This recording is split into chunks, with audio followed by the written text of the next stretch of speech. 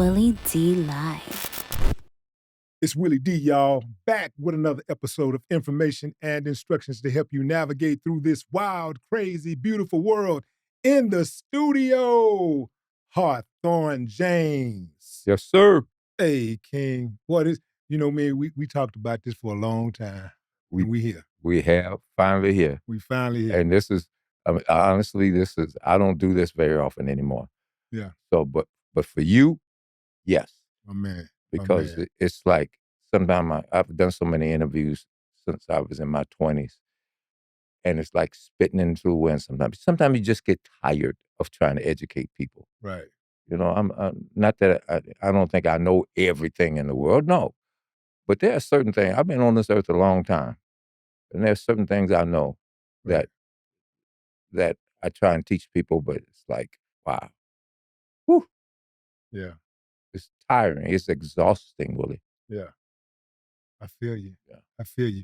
You started being taught yourself in regards to acting at what age? That's a question. I think it was 5 years old. I have to say there's something about it because I come from a fairly large family, although 8 people, eight kids aren't a lot. Sometimes people come up to me talking about 20. Well, I'm one of 20. What, 20? God, no. But I came from a fairly large family. I have 2 older sisters and an older brother who are very, very popular. And by the time I got to school, I went to Catholic school. By the time I got there, they were tired of the family, I think, the nuns. Yeah. So I felt alone. And my mother always told the story. She said, uh, she, she was talking to my grandmother. And I stayed with my grandparents a lot because both my parents were working. And my mother always said, I told my grandmother, my mama got too many children. She forgets all about me. And I think that set the whole parameters up of who I am. Because I've always looked for some kind of attention. And then when I got on stage, there's a nun named Sister Aquinette. She did a kindergarten play every year. And I was in the kindergarten play, and the scene that we were in with Native Americans, and the drummers were over there. And I wanted to be one of the drummers, but she wouldn't let me. So I had to dance around in a circle going, woo, woo, woo, woo, woo, woo, woo. But I felt doing it better than anybody else. Just that little simple going around. And I finally felt people were looking at me, paying attention to me. And I think that's where it started, Will. Mm. And so where do you fall at? And how many kids is it again? There are 8 of us, and I'm number 4. You're number 4. Yeah. You spoke about your mom, A.M. Aileen. Mm-hmm. Annie Maud Aileen. What's the first name? Annie Maud Aileen. And I wonder, that was my next question, like, what does A.M. stands for? I never seen a woman abbreviate her name, her first and middle name. Yeah, I don't know why she did it, but she went by Aileen all her life. I don't think she liked Annie or Maud. Yeah. My grandmother's name was Maud. Yeah. Where the Annie came from, I don't know. Right. But she liked Aileen, so she was always Aileen. A.M. Aileen Hawthorne. Annie Maud Aileen Hawthorne. And what kind of person was? What kind of person was she? Oh my God! Lots of people say they had the best mother, and I'm gonna say the same thing. I had the best mother. It's one of those things, Willie. I love my daddy, but that's why I know when you don't have a man in the house, you're in trouble. Because when I finally went to school, the only time I got to see my mother, because she would leave the house at 3:00. If I did not run home from the time we got out of school to the house, my mother would be standing there in the mirror, and she had long jet black hair all the way down to her butt. And she would be standing in that mirror, and she'd be combing her hair. And she put it in a bun. I can close my eye. I can see it now. She put it in a bun, and she'd walk out the door and go to work. That's the only time I got to see her. And I experimented as a kid. I walked home a couple of times just to see if I could get there. She was gone. So I had to run to see my mother. Do you think I would run to see my father? Mm. No. And I loved my father. Was your father Robert? Was he a disciplinarian? Oh, yeah, yeah. I mean, you know how black folks were back in that day. Yeah, Yeah, you know, I got my butt whipped many a day. yeah. You know, they didn't take no mess. My mother didn't take no mess. Neither one of them did. And but it wasn't abuse. See, that's the whole thing. It wasn't abuse because I knew every time I got my butt whooped, I knew exactly why I got it whooped. Right. And I would think to myself, well, that didn't work. Let me try this. And I was one of them kids that needed that butt whoop because if you let me go, man, it's a wrap. And I've got two younger brothers, William and Romeo, who were loonies. That's why we moved out of Chicago and moved to Michigan, because they knew, because I was just at the rise of the Blackstone Rangers. Mm. And my two younger brothers would have been in the middle of all that mess. So they moved us to Michigan to a place. I thought it was 300 people, but my brother says now it was 500. So 300 to 500 people, you know, from Chicago to rural Michigan. But I found out I'm a country boy. So is that how you ended up at Michigan University? No, that was a That's journey where you got unto your itself. master's. Yeah. My father had heart problems and diabetes, et cetera, so he wasn't able to work. He's the one that stayed home and taught us how to cook. My daddy was a chef for Al Capone's brother in Chicago. So he taught us to cook. He made us make sure the house was in order. My mother almost always had two jobs, so very rarely saw her. She would drive to South Bend, Indiana, which was 30 miles away, because she worked for Social Security every day. And so at 18, getting ready to graduate from high school, it was during the draft. So I applied to. I was an honor student when I was in Chicago, because those nuns stayed on me. When I went to Michigan, them people didn't give a damn about me. My grades went in the toilet. So I fooled around and I applied to one school, Michigan State, and I got the thin envelope. So you know what happens with the thin envelope. They're saying, oh, hell no, not today. The thick envelope, where you got to fill out paperwork, that means you're accepted. But so I got the thin envelope, and I didn't know what I was going to do. I was actually trying to figure out, well, should I go in the Navy? I can't swim. Should I go in the Army? Oh, hell no. My brother was in the Marine Corps, and I certainly wasn't going to follow in his footsteps, because I knew how loony they are. So it was like the Air Force. But at that time, everybody was trying to join the Air Force because of Vietnam. And so you could sign up, but they put you wherever the hell they wanted you. So one day my father had to go to the hospital in South Bend, and he took a different route. He drove by this school called Holy Cross Junior College. And it said, now accepting lay students for the fall. And for those that don't know, lay students are non-religious, because that was the school meant for their priests, and then their brothers. So that school was built for brothers. But the first year they were going to accept lay students. So he went in there and he talked to Brother John Driscoll, and he talked Brother John into taking me into that college. I don't know how he did it, but my daddy had that gift of gab. I don't have it, honestly. He called his old buddy Al Capone brother. Yeah. But Give him an offer. Make them an offer they can't can't refuse. refuse. That's right. But so I went to Holy Cross, and my second year there, and Notre Dame was right across the street. Yeah. So my second year there, I was, as usual, classes generally ended at around 1:00, and I had to wait for my mother, because I drove with my mother every day, and she didn't get off till like 4 or 5, something like that. So I was in the student lounge by myself, studying. I think I was studying. Who knows? I may have been sleeping. But Brother John called me. He said he came out of his office. His office was attached to the student lounge. He came out and he said, "James, can I see you?" So I went into his office. He sat down, I sat down. He said to me, "How would you like to go to Notre Dame?" And first thing that came to my mind is, "Yeah, right. Who you bullshitting?" But out of my mouth came, "Well, Brother John, I don't have the money for that." He said, "Don't worry about it." I said, "And yes, I would like to go." That was the end of the conversation. I got up, left, went back to what I was doing. In the back of my mind, it was at least a month, if not 2 months. But in the back of my mind, I would think about it every once in a while. But I thought, no, there's no way in hell. One day, in the student lounge by myself again, "James, come here. I need to talk to you." Went into his office, sat down. He said, you have an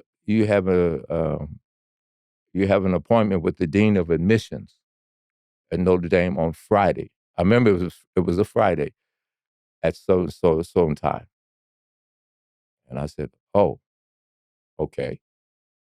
So that Friday, I went over there, and this guy it was an Irish name. He was head of admissions. I think it was O'Neill. I think that's what it was. Sat in his office, and he had the paperwork in front of him. He was leafing through the paperwork, looking at my stuff. And he looked up, and he said, "Okay, you're in." That's the That's first thing. it. That was it. And he said, and I Yeah. said, "Well, I can't pay for it." He said, "Don't worry about it. You get student loans, you'll get grants, you have work study and scholarship." So that's how I paid. So you had enough money left over to buy food? Food was included Oh, you had a full ride. yeah, I had full Oh, you ride. good. Okay. But there was only, see, at Notre Dame, there was only 5 black students on academic scholarship. The rest were a handful of athletes. Hmm. Uh, so I was in a dorm called Dillon, but it was the strangest thing. It was like no, only like 2 or 3 of us lived on campus. The rest of them, other black students, lived off campus. But the student, this is the thing about Notre Dame. You have to remember, if you didn't start, if you weren't starting on those teams, you wasn't sitting on a bench. That bench was reserved for those white guys. You had to be a bad man. But remember, if you were an athlete at Notre Dame, you started. Period. If you wasn't started, you wasn't there. If you were black. If you were black, exactly. Yes, and it was like some of the I won't go into all of it, but some of the most racist shit that you ever wanted to see. I had a meeting with Dean Waddick, who was the dean of the College of Arts and Letters. And because you have to meet with the dean when you declare your major. So I went through, what did I go through? I went through English, I went through art, and I went through music. And I said, this is stupid. I know what I want. I want to go into the theater. Because I've been doing theater all my life. But that's what people don't understand. I was doing Shakespeare in high school in Chicago. I was I'm going to tell you a quick story about that. But so I came in his office. His office was a very small office, but that desk was huge. So he had to close the door and scoot to get into his seat, to seat opposite him. And he looked at me and he said, first thing out of his mouth, "You aren't going to make it here, boy." I think that's why I made it, because that stayed in the back of my head. You aren't going to make it here, boy. And he looked through the thing and he said, because if you were Catholic, you had to have, every semester you had to take philosophy and religion. And he looked at me and he said, well, since you're not Catholic, we'll waive that requirement. I was so sick of religion in my time. I said, I wasn't going to contradict. I've been Catholic ever since I was born. But I certainly wasn't going to tell him that. So those are the little things that happen there. The little subtle digs when you're a black student at that school. So when you walked away with your bachelor's, did you go back and get in his face with it? No, I didn't. No, what would be the purpose of it? taunt, man. You know, you got to kick them while they down, No, man. it's, Taunt 'em, man. you know, but Rub it in their face. the thing is the fact that I, I went back a couple of times. And one of the times I went back, I talked to this professor who had put me in lead. You know, this is the thing about my time in Notre Dame that was great because of the fact that I was on that stage all the friggin' time. I was casting leads. You pretty much owned the stage there. That was your stage. That was my stage. Yeah. I did lead roles, like Chekhov, the seagull, where I was the only black person on that stage. My mother and all my siblings and the seagull were all white. I was cast in Oliver. You know, everything that they did, I was cast in. So I went back to visit this professor who had cast me in several of his shows. And he said, we were talking. And out of the blue, he said, "You're the last person we expected to make anything of themselves." Okay. How did when you say something like that to a kid, what did the other kids that you expected something from get that you didn't give me? Hmm. You know, so it just turned me off. I didn't go back for several years. Before you graduate, you have to have a meeting with all the professors of the department, and they start asking you questions, academic questions about this play or who was the first director, acknowledged, et cetera, et cetera. So in the middle of all this academic talking, one of the professors, another one who cast me in all the play, in all his stuff, he said, "Are you still as arrogant as you were when we first got here?" And you see the room go silent, and all of them kind of looked and kind of leaned into me. And What'd you say? it just threw me. But I said, My office hours are. yeah, not at that time. But I said, I thought I was just being confident. Hmm.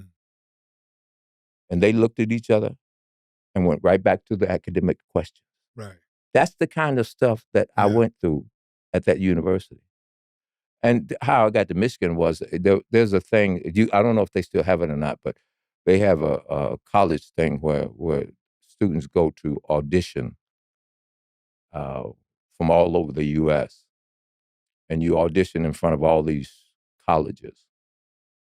And I auditioned in University of Michigan. I had the choice. I could either go to Cornell, I could go to Michigan, or I could go to the Oregon Shakespeare Festival because they were doing Othello that year, and they wanted me to go out to the Oregon Shakespeare Festival and do Othello. And I chose Michigan because I said, it's only a year to get my master's. So I think I'd be better off getting a master's than going out to Oregon. But you know who did the role? How he became who he was? Hmm. James Avery. And Yeah. that's what started his Huh. career. So me turning down that role, me turning down that position, they got him to come, and that started a lot of things for him. Hmm. So when you take inventory of your career and you see how the landscape is in Hollywood today, uh, has your has your views changed about Hollywood, and if so, like in what way? Well, it's like when I first moved to LA, this is another one of them things that changed my life. I had got my master's and I taught for 2 years at Illinois State University before I moved to LA Yeah, in the theater department. So, matter of fact, one of my students was a couple of my students. One was Laurie Metcalf, who played Roseanne's sister on the Roseanne, Roseanne Show. Yeah. and also John Malkovich. They were in my class. I was younger than them, so they resented the hell out of me. They hated me, but I had them in class. Did you give them F? But anyway, so so I moved to LA after all this experience I had, and I auditioned at the Burbank Little Theater for a play called Here Lies Jeremy Troy. It's one of those, if you know Samuel French little comedies, just boy meets girl, boy loses girl, boy gets girl back. So I auditioned and I got the role of the best friend, the guy's best friend. So I went to my first rehearsal and I had to take the bus from where I lived. And it was like a 2-hour bus ride to the valley, to Burbank.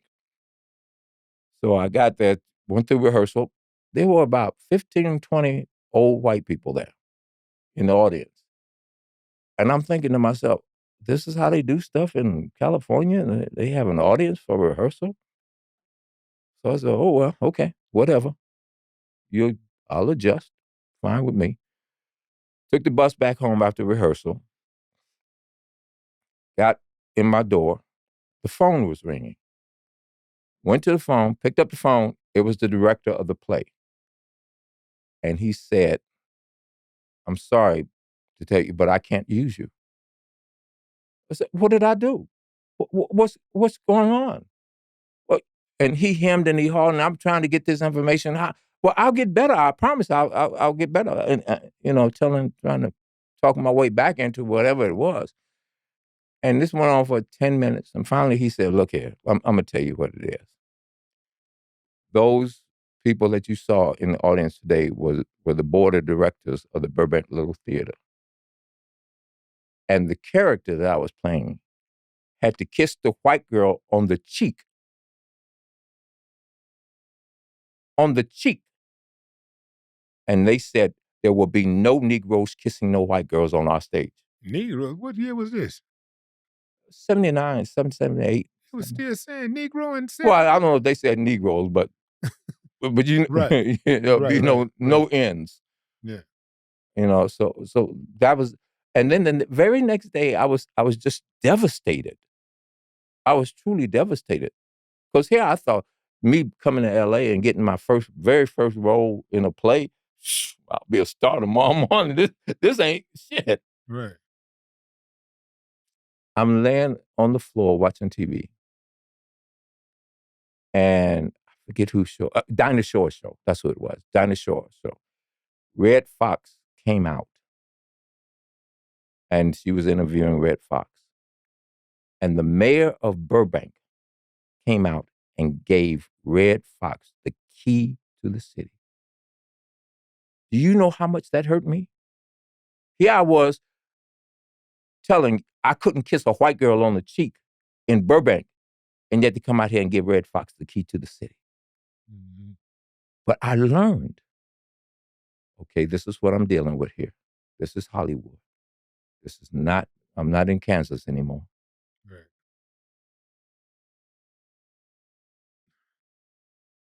Do you ever think to yourself like your talent, man, is undeniable. To watch you act it's like it's a true work of art. It's not regular acting. It's not like you see people, oh, he good, hey boy, good, he good, he good. It's like a different level. It's like on a scholar level of acting. You ever think to yourself, man, that because of how watered down Hollywood has gotten, you ever think to yourself that perhaps you're too good for this industry? That's an interesting question because it's not too good. It's just the fact that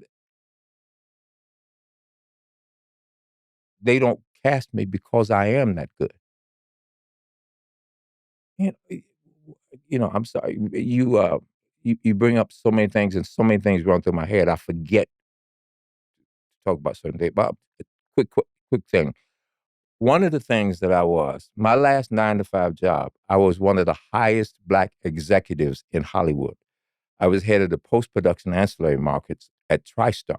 I started off as a driver. Within 3 months, I was head of that department. So the vice president of productions offices were right next to the post-production offices. And this was when we were in Culver City, in the high rise in Culver City. But I would walk by his secretary's desk and she would giggle. So I did that 2-3 times and she giggled at me. And so finally I said, what is so funny? What are you laughing about?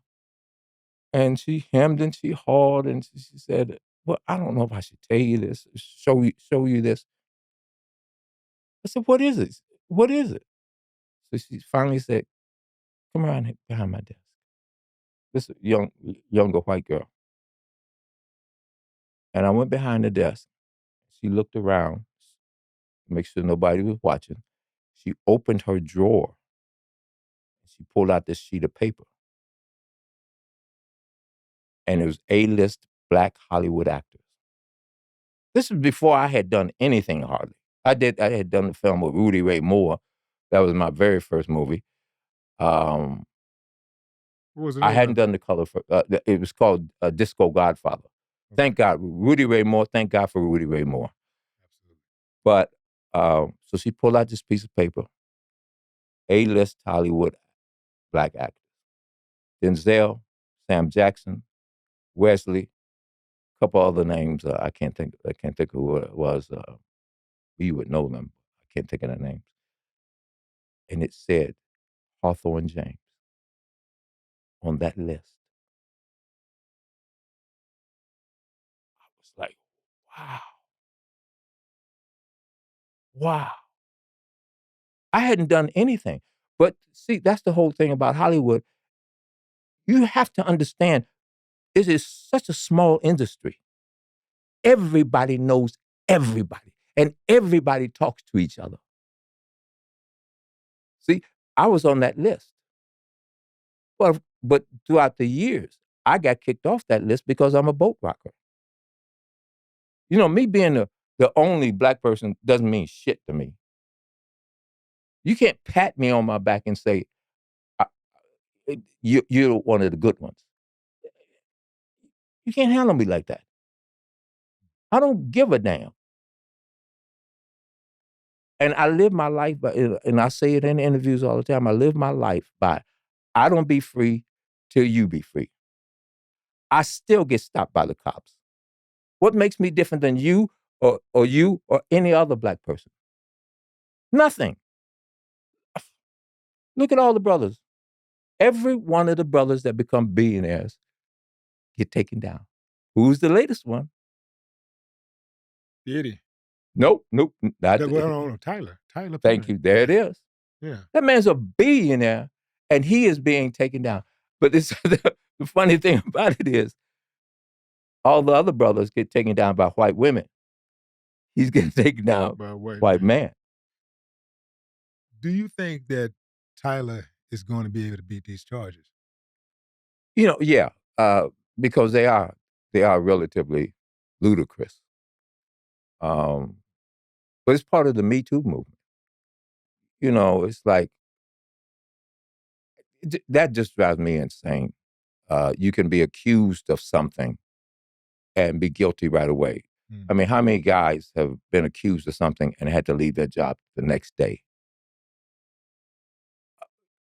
If you go to my room at 3:00 in the morning and I look at you and I say, you're in my hotel room and I say, here, take this pill. And you take it. Because if some guy or some woman, if anybody calls me into, if I go to that hotel room at 3:00 in the morning, and I'm first of all, I wouldn't go into the room at 3:00 in the morning. I got enough sense to know 3:00 in the morning is not business time. It's outside the 9 to 5 hours. And I certainly am not going to take a pill that you give me. It makes no sense. And that's the same thing of the Tyler Perry. This person worked for him for 10, 12 years. And now all of a sudden you want to sue him for, what is it, $260 million? $260 million for that. The thing about it, man, is that that was an expensive thigh touch. He had an expensive thigh. Oh, come on, man. He said he touched him on the thigh. $260 million for a thigh touch. Yeah, and that's ludicrous. That's a lot of paper. But wake-up calls. How many times do you have to get up to see people get a wake-up time wake-up call before you start thinking, wait a minute, I can't do the same thing they do. Wesley is a perfect example of that to me. He allowed them white guys to tell him, you don't have to pay taxes. Nobody pays taxes up here in Idaho or Wyoming, whatever the hell they are. So Wesley said, oh, okay, I'm not paying no taxes. I don't even think that's the worst part of it, that he didn't pay the taxes. I think the worst part of it was that he bragged about not paying taxes. Yeah, Like well, he smushed him in the face with it. yeah, but they all do. All Yeah. those people, those Wyoming people, Idaho people, all those people that don't pay taxes, mush their face in it. They all talk about it. That's how Wesley found out about it. Right. You have to know you can't do the same things they do, you friggin' idiot. And he went to court and had a $3 million check, and it said, Judge, here's my money. Judge said, that's nice. Nah. Off to jail you go, partner. They didn't do Willie Nelson like that, nor any of the rest of them. How many times do you have to realize that you're going to get your wake-up call sooner or later, especially if you step foot into it? You do it. You know, you have to recognize where you are, who you are at this particular point in history. We're trying to work our way into the point where we can do what they do. But we ain't nowhere close to that at this point. We don't even have human dignity rights at this point. So what makes you think you can do what they do? You know, what is it going to take for you to learn? Well, I was telling Willie,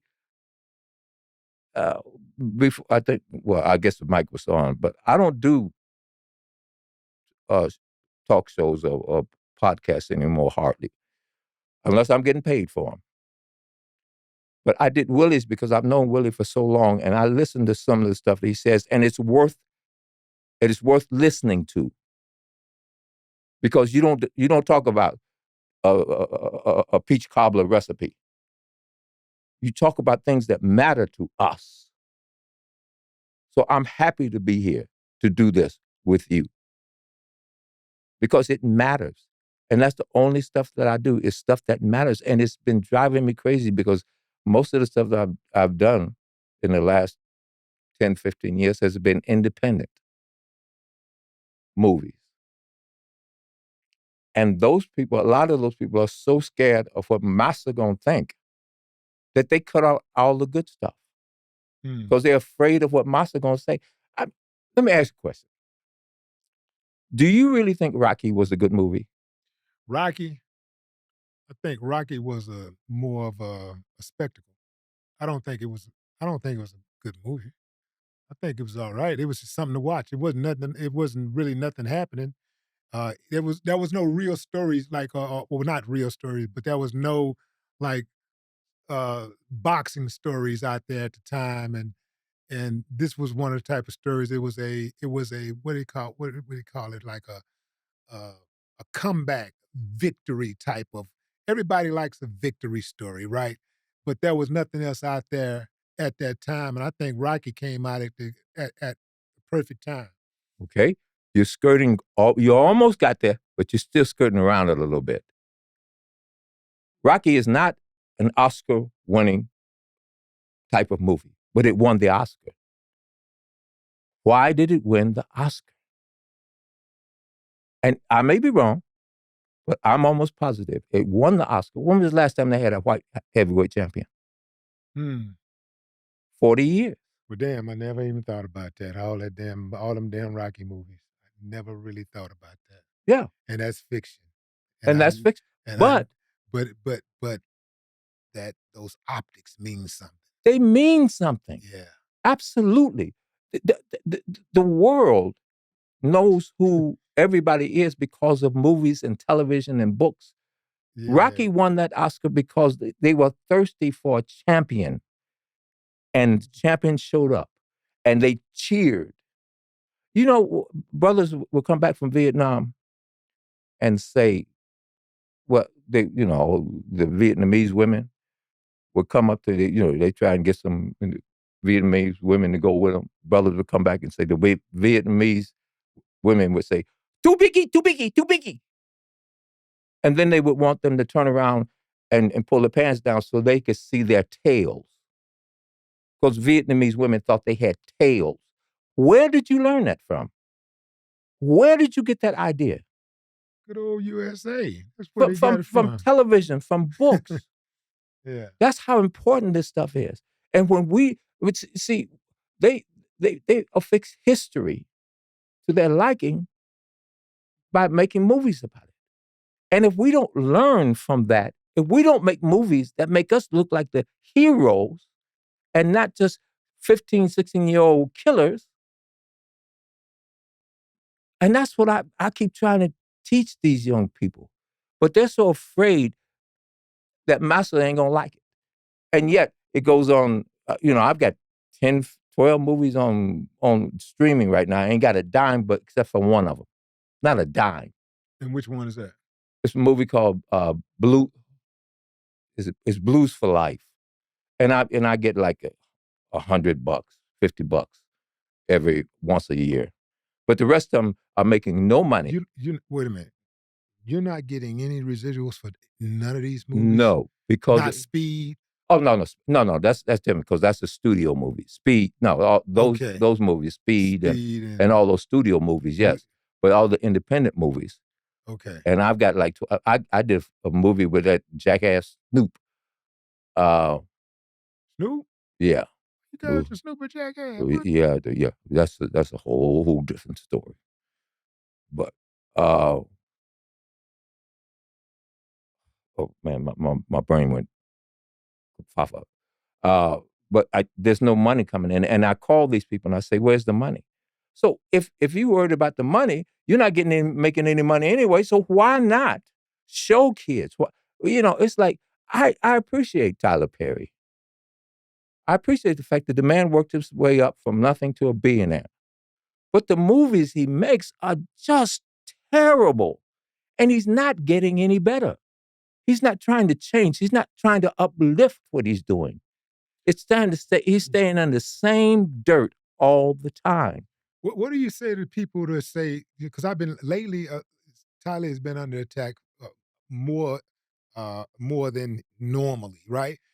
And so, what do you say to people who say that Tyler is telling our stories, especially Black women? Oh, come on, please. That is not your story. That is not your story. Your story is a story of people who are survived and actually have done great things. That's your story. That your story is where you came from. I read something the other day that what's his name? What's that jackass from South Africa? The one that runs around with Trump. That jackass. Musk. Musk. Elon Musk. He's the richest man in history. No, he is not. That's a lie. Mansa Musa was the richest man in history, but you don't get to tell his story because he's an African. That man was giving out gold when he took a trip to the Middle East. He was throwing gold to people everywhere he went. But see, you don't know that. These kids don't know that. And yet you perpetrate that same lie over and over and over and over. You get lied to daily, which is why I'm on Facebook half the time. Thank God for Facebook. I'm not on Facebook because I want to know about, who's got the best chocolate chip cookies. I'm on there because there are people who are on there who are teaching. You're a great example of that. You're teaching. Thank God you have your podcast. Because some of the information that you give out would not be heard had you not been giving it out. We didn't have that as we were growing up. Somehow or another, my brother, who passed away about 2 years ago, my older brother, he would tell me about the Chisholm Trail. And about at least 50% of the cowboys on the Chisholm Trail were Black. That was when we were kids. How did he find that out? And it's been proven to be real. Yes, the word cowboy. Go get them cows, boy. Mm-hmm. Yes, we were cowboys. But do you ever see a cowboy in John Wayne movies? Not a black one. No. I mean, that's what I meant. Yeah, not a black Or in any other movie, cowboy movie, do you ever see any black ones in there? You know, we just had one a few years back. What's the name of the movie? Big movie, big one with that starred Megan Good's husband, a boyfriend. Are they married? Are they married? I don't know who that. Jonathan Majors. Yeah, I The don't the know. uh the I think it's The Harder They Fall, I believe. Well, I Did mean, you see that? no, I haven't seen Oh it. no, you got to watch that. Okay, but that's That's a one. cold-blooded one. That's one That's in one out. in Yeah, in in yeah, 100,000 movies. yeah. The That's a, rest of them, we're all slaves. yeah, We're all maids. yeah. That's not the truth of the matter. There are towns in every area that told the Klan, "Don't come in here. We will blow you away," and the Klan didn't mess with them. Do you hear those stories? Just No, like you don't hear about the stories of the slave revolts. They no, make you it don't seem hear. like everybody everybody complied and stayed in their place until Lincoln gave the word, okay, you can go now. Yeah, They don't want to talk about those revolts where black folks were standing up and fighting back and killing and escaping and getting gone, like they don't want to absolutely. tell those stories because they don't want to let you know that you got the power to do that. Absolutely. Yeah. So that's Yeah. the importance of movies. I mean, as a child, I loved Earl Flynn movies. Yeah, when he did that movie about John Brown. Well, as a child, I was saying, "Yeah, go get him, Earl, go get him." As an adult, I looked at it and said, "Wait a minute, John Brown was trying to free my black ass. Mhm. So why am I rooting for Earl Flynn?" It was the same thing when I grew up.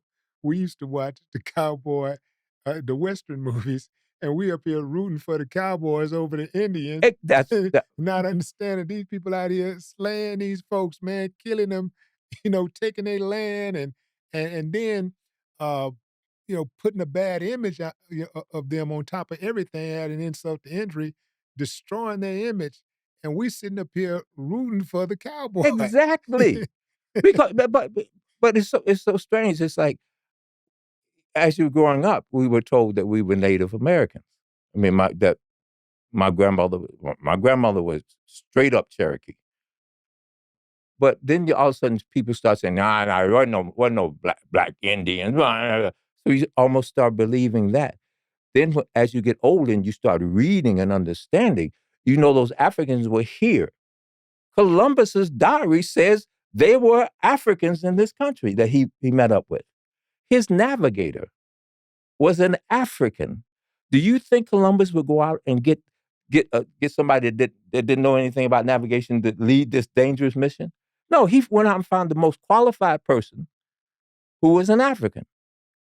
All the diaries of all those people talk about the dark skinned African people. I did a movie called The Stick Up Kids, and we talked about some of that, a couple of things, because Manhattan comes from the Manhattos African language. That's where Manhattan gets its name from Manhattos.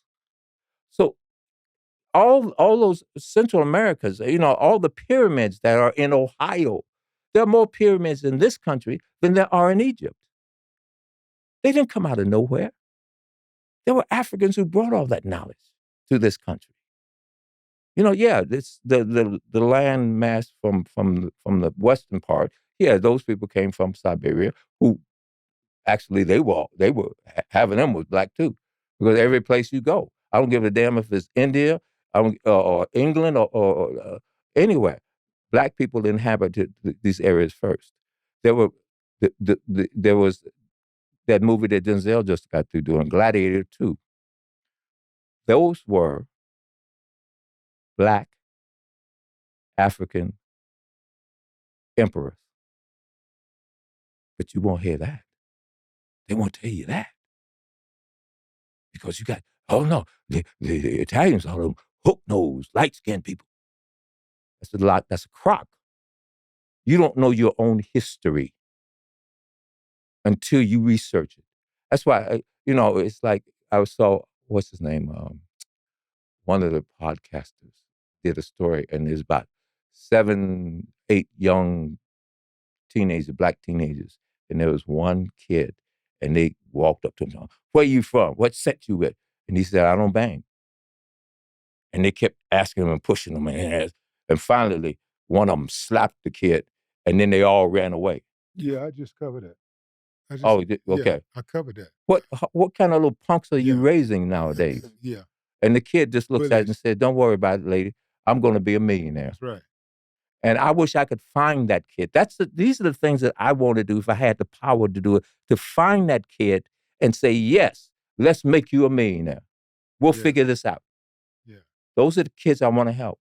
Yeah, I want to help those other kids too. But first of all, I want to find that one kid. Yeah, all of them just ain't gonna be able to be helped. They look, man. We gotta accept the fact that everybody ain't gonna make it.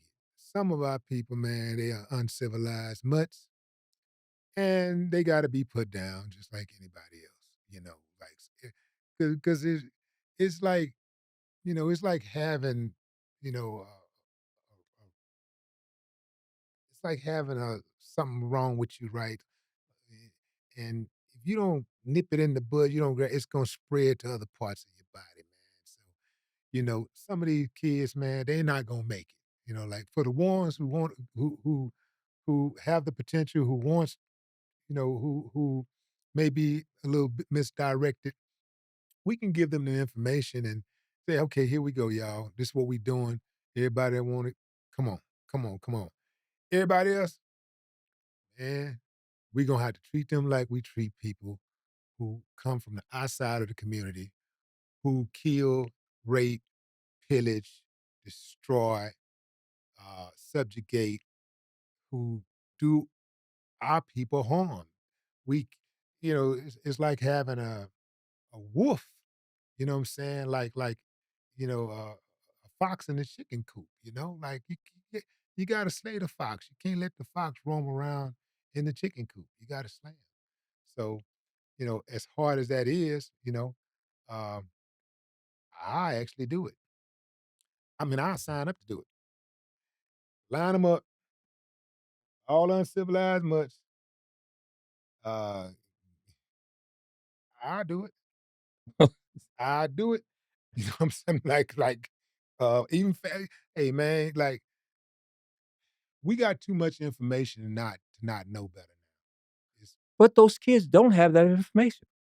uh, They're not being taught that information. That's a big what problem. part of the information? All of the information of who they really are. No, they're not being taught that type of information, but they are being taught right from wrong. You know what I'm saying? Like by the time you and I got 14, 15 years old, we had a very, very good basic understanding about, when we was doing wrong, like and when we were doing right. Because typically when you're doing wrong, you're trying to be sly, right? Yeah. You try to get, you try to do something on the cool. You try to be sneaky with it. But today, like they don't even care about being sneaky and sly. They trying to go viral. They trying to get likes and subscribers and followers. And so we got to deal with the other ones, man, to protect the ones who are on the right track. Too often the youngsters today, they get a bad rap and they get brushed with a broad stroke, and that's really unfair to the youngsters out there that are trying and that are doing it. Because I do believe there's way more youngsters out there that got it right than got it wrong. It's way more youngsters out there that that are positive and that are making strides and doing things. You know, it's the ones who are the bad actors who get most of the shine because you know it's Well, shocking, to see some there's of the a things. reason for that. Yeah. There's a reason for that. You don't control the media. I don't control the media. There's no black person on this planet that controls the media. And that's why you always get the rap. Willie, I mean, with Tupac and NWA and you know the ones I'm talking about, they were talking about how to better us. Man, we can't be having that, Henry. So what are you going to do? They control the radio station. They control the media. So who are you promoting now? Lil Nas X. You know, every kid that wants to be a rapper now has to understand that they got to talk about killing each other and bitches and hoes and all that stuff. Whereas when you were going, what did you talk about? Bitches know. But But no, it but wasn't. everything else though, like it Yeah, wasn't just that, it was it like wasn't just that. it was always a story there, like, and we would talk about the chopper in the trunk. But if we said something about the chopper in the trunk, we would also tell you about them years you were gonna get for having that chopper in the trunk. Yes, that's what I'm So there talking was about. always accountability, and there was never any glorifying the bad circumstances. It was always, accountability. It was always cautionary tales. Like, Yes, this is what I went through. You ain't got to go through it. You know. Well, today is like, this is what I went through, and you're a punk if you don't go through it. yeah. And when I was a kid, I'm young. Of course, I'm younger than you are. But we had love songs where we talked about loving our women. Yeah. Yearning for that woman. When the last time you heard anybody sing a song like that? Boy, that song. Boy, I was just listening to that song a couple of days ago. Boy, don't that make you feel good, man, when you hear them Oh, type of come songs? on, man. Come Yeah, on. yearning. Yeah. Yeah. And see, when you talking about the kids lining them up, et cetera. Yeah. And it's true what you said, though. There are far more kids who understand and want to be in the righteousness. But those other ones get all the glory because you don't control the media. It's like first thing we talked about, one of the first things we talked about, my daddy. Where are the fathers now? A lot, not, and I don't want nobody. There are far more fathers in the house than what you are led to believe. Right. But there are a lot of those brothers who are in the jails right now. When I was growing up, if they were, and I grew up in the neighborhood where everybody was there, doctors, lawyers, everybody was there. Pimps. I always said, I don't want to be no pimp. They work too hard. Because I got to see that. But I got to see the lawyers and the doctors. So I was able to say, what kind of cumbersome work did you see them doing? The pimps. well, the pimps, they were out there 24 hours. Yeah. Trying to keep their women in check, Get out there. Yeah.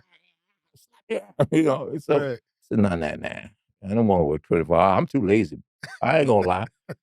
That's probably why one of the reasons I'm an actor goes, because when I was a kid, I worked on them farms. I threw hay. I worked on chicken farms and pig farms and dairy farms. I enjoyed the hell out of it. I enjoyed being out there at 100-degree temperature, throwing 100-pound bales of hay. But I knew I wasn't what my life was going to be. Right. But yeah, but that father teaches them.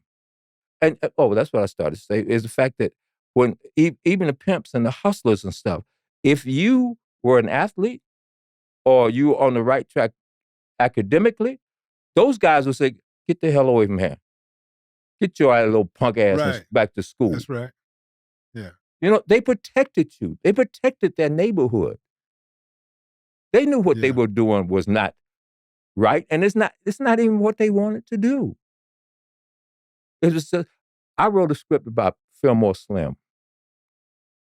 Fillmore Slim was one of the biggest pimps from San Francisco. And how he got into the business was he was a musician. That's what he was doing with his life. He was on tour, making $5 a night, touring Texas and other states. He was somewhere in Texas, and this white woman, came 3 nights in a row. He was wondering, who the hell is she? The third night, she came over to him and handed him a wad of bills. Put it in his hand and said, I want you to be my man. Now, $5 a night versus a choke. What you gonna do? And when you were in San Francisco, you could not be a policeman. You could not be a fireman. Only thing you could do was work on the docks. because the police and fire were controlled by the Irish. And they certainly weren't going to let you into that. They kept it for themselves. So the only thing you could do would be, so I wrote the script about his journey as a man and how he got to be who he was and how he turned it around eventually. Those are the stories we need to see. It's not just because, oh, I want to be a pimp. That's my life story. No, it's like, Yeah, that's a good point, man. Yeah, that's a really good point. What is it that black actors are missing in regards to longevity? What kind of game that can you give them to encourage them on a path to longevity in the game? first of all, it has to be in here. It's not just wanting to be a star, not wanting to make money. It has to be in here. It has to be something that you yearn to do. You want to be an actor. You just, the passion has to be there to be an actor. Because yeah, you can in your 20s, you can play certain roles. But what happens when you turn 30? What happens when you turn 40, 50, 60? Are you still going to be in the business? Or are you going to be out because you can only play a 20-year-old? Because it's a craft. Acting is a craft. It is not just something everybody can do. My journey, we talked about the education that I've had and me being on stage. That's not even all of it. I mean, I turned down Yale and Cornell to work on my doctorate. You know, Ted Lange, who played the bartender on Love Boat, got me a scholarship to go to London and study at the London Shakespeare Academy. I've done over 300 plays in my life. Big Red didn't come just out of nowhere. Big Red came because I knew how to build a character. I wrote a lot of my stuff. I heard you wrote the funeral script, man. I wrote the funeral scene. Yeah, you wrote that funeral scene, man. Yes. It was it was. First of all, let me just give you your flowers, man. Like, I tell you all the time, man. I know sometimes you be like, man, shut up, man. But man, bro, you are appreciated for real, bro. Because I know I've watched a lot of actors. Like there ain't like whoever put you on that A list ain't got nothing to do with how much you earn. You know what I'm No, saying? it doesn't. How much you earn financially. You know what I'm Mm-mm. saying? It's talent, bro. It's talent. Like that. You've always like you always steal the show, no matter what film you're on. Your roles, you're gonna kill it, man. When I saw you on Five Heartbeats, man, I was like, man, did he owe me some money? Like this is just, like, dude, look, man, say, man, it, every single piece of that film that you was in, how many, what's the total amount of minutes were you in that film? Oh, minutes, I have no clue. It couldn't be more than 15.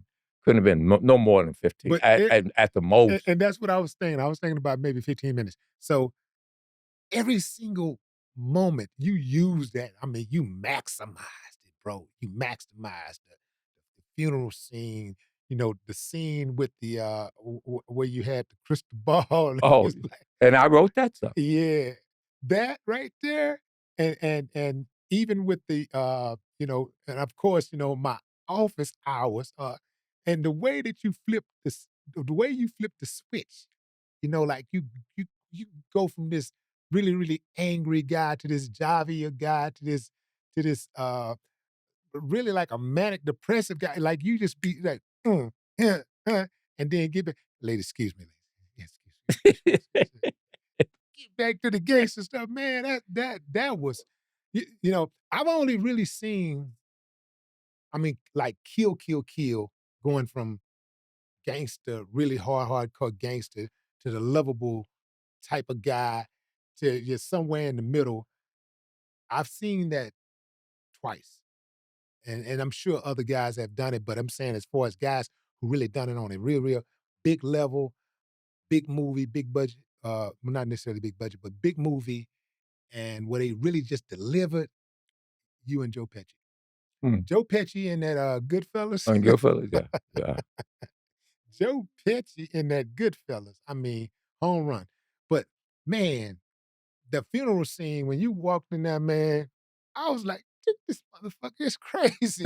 Like he just killed this woman's husband, and he comes walking right in the middle of the damn funeral, and while the eulogy is going on, and the audacity Huh? of you to go up there, man, and tell that woman if she need anything.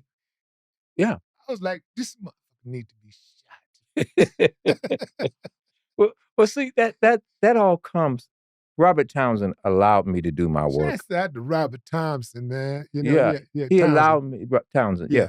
He allowed me to do my work because there's so many stories I could talk about that and how, because Robert said to me every day, make him a lovable uncle. Lovable uncle. That's all. That's what Robert would say to me every day. Lovable uncle. Lovable uncle. So that's what I did. Mhm. Because simply, how many guys in prison consider themselves bad guys? Yeah, a handful. Maybe a handful. Maybe a handful. The rest of the guys are just saying, well, I just did what I had to do. I had to feed my family. They don't consider themselves bad guys. So that's the whole key to playing a bad guy. You don't play a bad guy. You just play a guy. The whole funeral thing is Shakespeare. It comes from Richard III. When I was in London, one of the plays that I fell in love with was Richard III. Here this king of England, this hunchback, this crippled guy, wants to be king. And I think it's his cousin. He kills his cousin, and he becomes king. Well, at the funeral, he woos Lady Anne over the casket, and she becomes his queen. Well, I fell in love with that. You don't know, and I put it in the back of my head. You never know when you're gonna pull that out and use it. So I wasn't originally in the funeral thing, and I went to Robert and I said, Robert, I need to be in the funeral thing. Yeah, man. And he said, yeah, you do. And so the day before we were shooting it, he hadn't written anything. So I said, to hell with this, let me write. So I sat down and I wrote that what you see in there. Yeah. You know, and in my mind, you have to understand that the way I built that character was, I'm angry at Jimmy because Eleanor was mine. He stole her from me. Now that's not in the script, but that's me building this character. And it's very evident in the scene where I first meet the kids, because I tell the kids, you know, one of the things I say, oh, I'm just an old country boy. Yeah. And then Eleanor and Jimmy walk up, and I turn to her and I start speaking French. Yeah. Yeah. So that totally negates what I told them kids, right? I start speaking, and I fought for that line. Robert said, nah, man, that's not going to work. No, come on, Robert, let me have this one. Come on, Robert, let me have it. He finally gave in because I was persistent about it. But what that line does, it negates the old country boy. It establishes a relationship between he and Eleanor, because she speaks French. Right. So you immediately have that connection between the two of them. And then it cuts Jimmy out of the conversation because he doesn't speak French. So you have these multiple levels of this character, of this big red character. You see, and that's what you have to do. That's why I approach every friggin' character that I do. I go back and I study and I look at it. I read the script and I start building that character. I was doing a film called The System Within in New York. And I was trying to figure out, who is this character? What is he? Who is he? What does he do?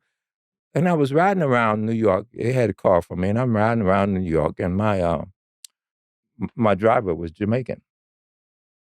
And so I'm riding around with this guy for 2 weeks in New York. And the day before we started shooting, it dawned on me, you know who this guy is? He's Jamaican. His name is Hayes. So in my mind, I'm thinking the Hayes weed. The Hayes, you know. So I built that. That's how you build it. You think about it. You think about it. Who is this? Internally, who is this person? How do you get to do, it may sound silly to most people, but what did you have for breakfast that morning? As a human being, if you eat breakfast, you go through the day on a different level. If you don't eat breakfast, you have a whole different attitude.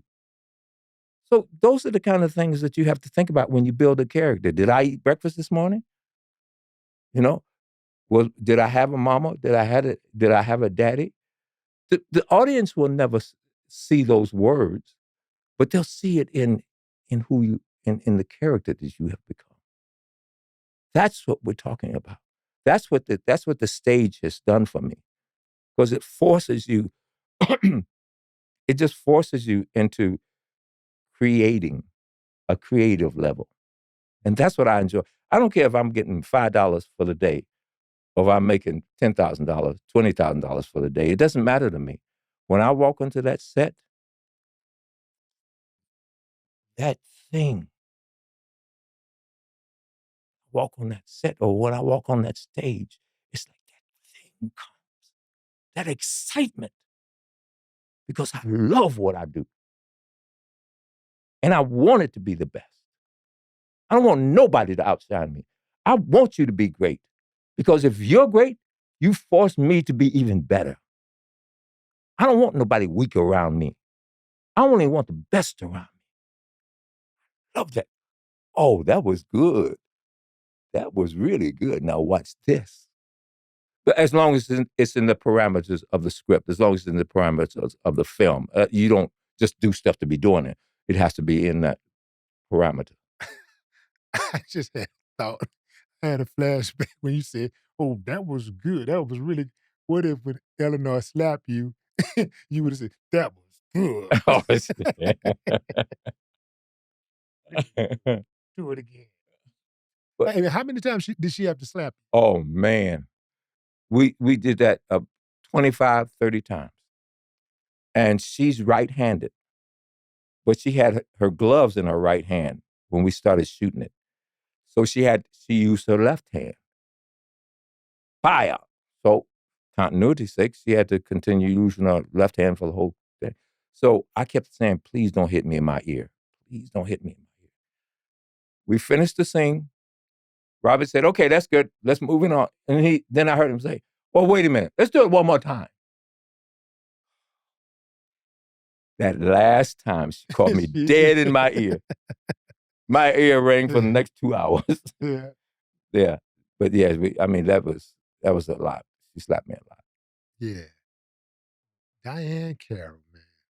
Yes, sir. What a woman. Well, I've been so blessed and to have worked with so many people. I'm one of the only actors in the world, but that has been in 2 Steven Spielberg movies. Hmm. Other than of course, Raiders of the Lost, that guy. What's his name? The Raiders of the Lost Ark. What's his name? I never watched that. Oh, you know what? Okay, well, him. Other than people that have been in the sequels and that kind of stuff, but I've been in 2 Spielberg movies.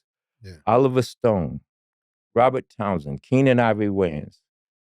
I worked with the best directors, the best. Val Kilmer, when I was doing The Doors, we did a table read, and Val Kilmer walked in there as Jim Morrison.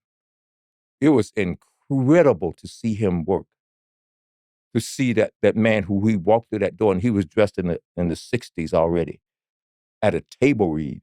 Val Kilmer was one of my favorite actors. Yeah. If you want to know what it's like to be an actor, watch the scene in the movie Heat between Al Pacino and Robert De Niro. When they sit at the table. When they're sitting at that cafeteria. Yeah. That is the quintessential acting scene. Yeah. They are going at each other, and it's nothing big. It's Yeah. they're just, wow, watch that scene. That's what acting is. Yeah. And that's how I learned how to do things. And those are the things that I appreciate. I don't think some of the people that are called great actors are great actors to me. We all have our preferences. We all have our tastes. And my tastes are very different than most people. Honestly. They You're just looking are. for that range, huh? I look for that range. Yeah. You know, I don't want to see, you know, you and this talking the same and being the same. You know, I'm going to say this one out loud. It's like Sam Jackson wanted to be in Star Wars. So he campaigned to be in Star Wars and they put him in Star Wars. Sam Jackson, you see all these great actors in the Star Wars movie. And then there's Sam Jackson sounded just like he just came out of Brooklyn. It's like, wow, man, you get that opportunity and you're just a fish out of water. Every time I see the movie, that's some of my favorite movies. Well, the first 3 Star Wars. The 6 after that, they became trash. But Lord of the Rings, you want to know about what filmmaking? Lord of the Rings and Harry Potter. That's and not because I like this like I want, but everything that those movies are. The writing is great. The casting was perfect. The actors were just spot on. The technical aspects of that film, the cinematography, the the sound, etc. It's just perfect. I remember you're talking about people who are on that craft. The first day I was on Color Purple, the cinematographer, and forgive me, I can't remember his name. He's passed away since. But I got there about 6:00 in the morning, maybe even earlier than that. We didn't get the first shot in until 11:45 because the cinematographer kept looking and seeing some kind of arc light. And he was steadily, because everything had to be perfect for him. Harris Savides, that's his name. Harris Savides. And it was like watching this guy work on his craft. And finally, Spielberg yelled, "God damn it, we got to get a shot in." We got one shot in and broke for lunch. But Harris, he said, "God damn it, Harris." That's that's the people I've been around all my life. And now in these past few years, I'm not around those people anymore. I'm not around Rudy Ray Moore. You know how important Rudy Ray Moore is in this industry? Rudy Ray Moore gave Black writers, producers, directors, actors all their first starts. That's what people don't understand. Rudy Ray Moore was one of the most important things in my lifetime and into my life. No, Rudy, at one point, Rudy was the man, like all by himself. But what did you think about Eddie Murphy's portrayal of I'm him? getting to that. Uh, what's the name? Glenn Turman called me up one day, and I don't know Glenn like that. I've been around Glenn, and we've had good conversation. But he called me. I don't even know how he got my phone number. He said there's two guys that want to meet me because they want to glean me for information on Rudy. And he said, "You know more about Rudy than I do. Would you like to come to this lunch meeting with me?" I said, "Oh, hell yeah." So I went to the meeting, and we talked about all the stories about Rudy, et cetera, et cetera. I saw the movie. Not all the movie was written by a white guy, directed by a white guy, produced by white guys. Eddie Murphy was in the movie, but all the people around, because Rudy gave all the cinematographers and all those people were all Right. Black. And not one Black guy, well, very few Black guys worked on that movie. I hated it because of that. When you say we sat down and talked about the movie, The producers, the 2 you and the producers, producers. Yeah. they got the stories from me about Rudy. Why didn't what? How come they didn't invite Eddie to the meeting? Well, it was in the initial, uh, there was no script or anything at this Mhm, point. It was just a meeting but they were trying to glean information about who Rudy was. And mhm. because I worked with Rudy and the guys, Cliff Rockmore, who was passed away many, many years ago, was one of the most important people in my career because he got me, he produced Disco Godfather, and he directed Petey Wheatstraw, if I'm not mistaken.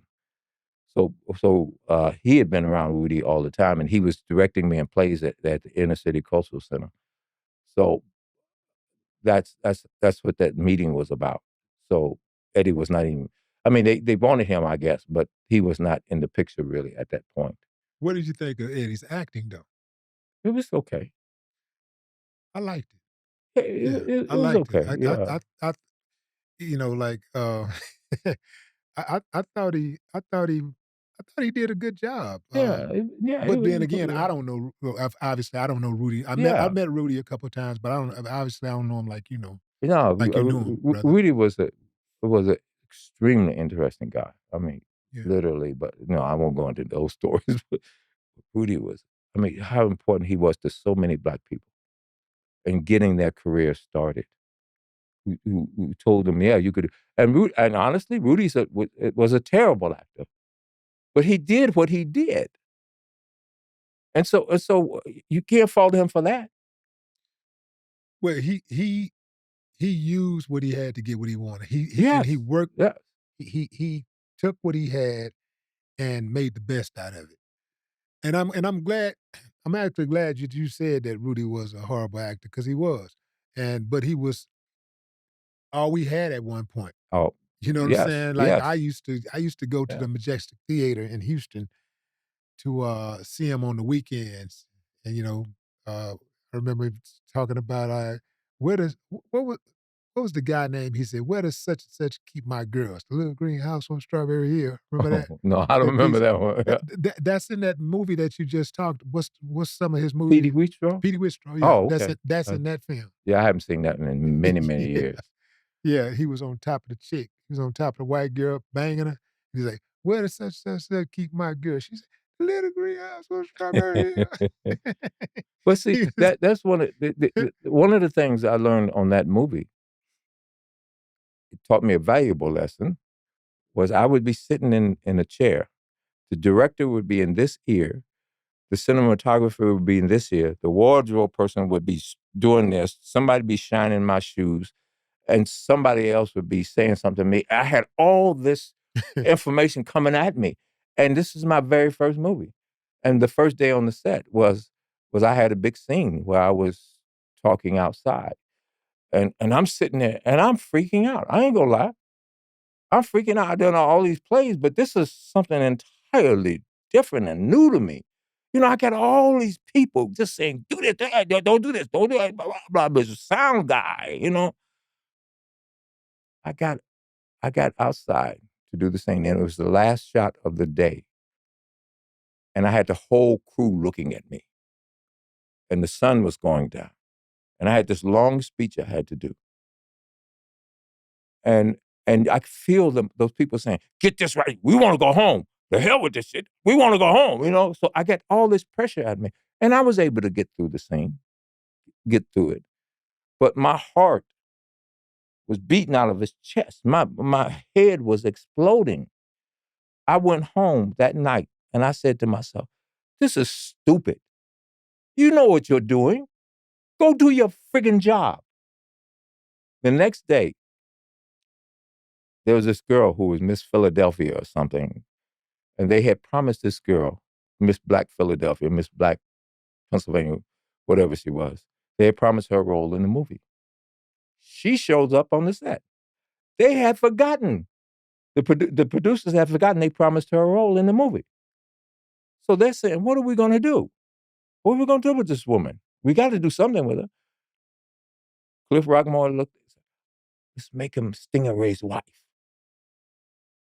So Cliff sat down and he was writing the scene between me and the girl. And I was looking over his shoulder as he's writing. And he finishes writing the scene. And he turns to me, he saw me over his shoulder. He said, "Okay, you want to rehearse this?" I said, "No, let's shoot it." The difference between me the first day and the second day, looking over his shoulder, I had memorized the scene. That's how calm I had become. That's how confident I had become. Let's shoot it. That was a lesson learned. First couple of days on set, I'm still like this, because especially if you're a black actor, you can't screw it up. You cannot screw it up because you won't be back. I've seen actors disappear for lunch and come back. There's another actor. But the white actors, it's like when I was doing Hill Street Blues. Not Hill Street Blues. Yeah, it was NYPD Blue. Yeah. There was one of the white guys that was the lead. And he couldn't get his lines down for nothing. We were in this scene together. But it doesn't matter. Now, had that been me, next, out of here. You know, I did a thing with the film I was talking about in New Orleans, Heaven's Prisoners, with Alec Baldwin. And what's this girl's name? Oh gosh, she played Lois Lane in one of the first TV series of Superman. Oh God, I always forget her name. But we had they wrote a scene after we finished shooting the original stuff. They wrote a scene. I was in Oakland receiving an award, and there were no planes, no commercial flights back to get me on the set that next morning. So they hired a jet. And one of my brothers was with me. Rami was with me. They flew us back from Oakland on the private jet. Man, you talking about, pick me up in a limo, put me on the private jet. I'd never been on a private jet before. What an experience. Being blessed and experiences and the things that I have experienced being around the world is amazing. But anyway, I wish I could remember this woman's name. Okay, so the cameras were on her first, and she couldn't remember a line. She kept screwing it up, and finally, one of the crew members came over to me, and he said, "You know what's happening with her? She thinks you're so good, you intimidate her. That's why she's messing up." That's the stuff I've been through. You have no clue how many films and television series I've been cut out of because I was better than the star. That's what happened to me on Heaven's Prisoners. I went to do ADR, and for those that don't know, ADR is sometimes you have to replace a voice, or it's called also looping. But sometimes you have to replace something because in the production, it was kind of garbled or something. So I went to ADR, and there's a line when I auditioned for this movie. It was like, that line. I killed his wife. I shotgunned her in the bed. And so he's trying to figure out who did this to his wife. And he figures, and somehow or another, he comes around, it's me. So we shoot at each other. I own a laundry in New Orleans, 3-story laundry. We shoot at each other from the beginning, from the front door. And it's so funny because that was the same day the OJ chase happened. Because we had they had a TV on the counter. So in between takes, I was watching the OJ. But so we shot each other throughout the whole building, 3 stories. And he finally shoots me. And I lay on the ground. I fall through the roof. And he leans down. He says, "Who did it?" And I look at him and I mumble something. He leans in closer. And he says, "Who did it?" And I look at him and I say, "I did, you old lady motherfucker." And I die. Well, when you read that in the script, it's like, this is a bad motherfucker. He's going straight to hell, you know? So I went to do the ADR. And the director, Phil Giordano, said to me, "Now, don't be upset. We had to cut a lot of your stuff out." I said, "Why? What happened?" And this is what he said to me. He said, "We had to cut you out because you made Alec look like a punk. Because I did my job, and he didn't do his job. I'm the one that gets cut. He got 20 movies lined up to do. I'm counting on this movie to take me to another level. But I get cut." I mean, the whole thing of us shooting out throughout the whole thing, it's like it starts if you see the film, it starts in the beginning and it ends in 30 seconds later, he shoots me. And you talk about me throughout the whole movie. Don't mess with, oh, sure, I can't remember the guy's name. Victor Romero. Don't mess with Victor. Don't mess with Victor. He's the baddest dude in. Within 30 seconds, I'm dead. Make that make sense. Make that make sense. And it's one of my favorite characters. It's even for me. It may even be more favorable than Big Red to me. To me, You just answered one of the questions that I had, because I did want to ask you about your favorite. Yeah, because oftentimes the public's favorite is not the artist's favorite. yeah. You know, and that's because the artist sees something different. The artist feels something different when they, just like when I make certain songs, like the song that people love the most ain't the one that I love the most. Mm-hmm. You know, it's the songs that mean the most, Mm-hmm. right? Mm-hmm. For you, what what role that you passed up that haunts you to this day? But there's no specific role that I've. What? Let me take that back, because I have passed up a couple of things, but a couple of things where I couldn't do it because I was doing something else. Let's say David Lynch, and these are things that there's no audition, no nothing for. They just, I mean, I'm telling you that list, even though I got kicked off that list, You ain't had that. yeah, but David Lynch called my agency. He wanted me to be in Blue Velvet. I didn't know David Lynch, but I couldn't do it because of, well, I was doing something else at the time. So apparently he got really pissed off at me. Oliver Stone got pissed off at me too, but that's a different reason. But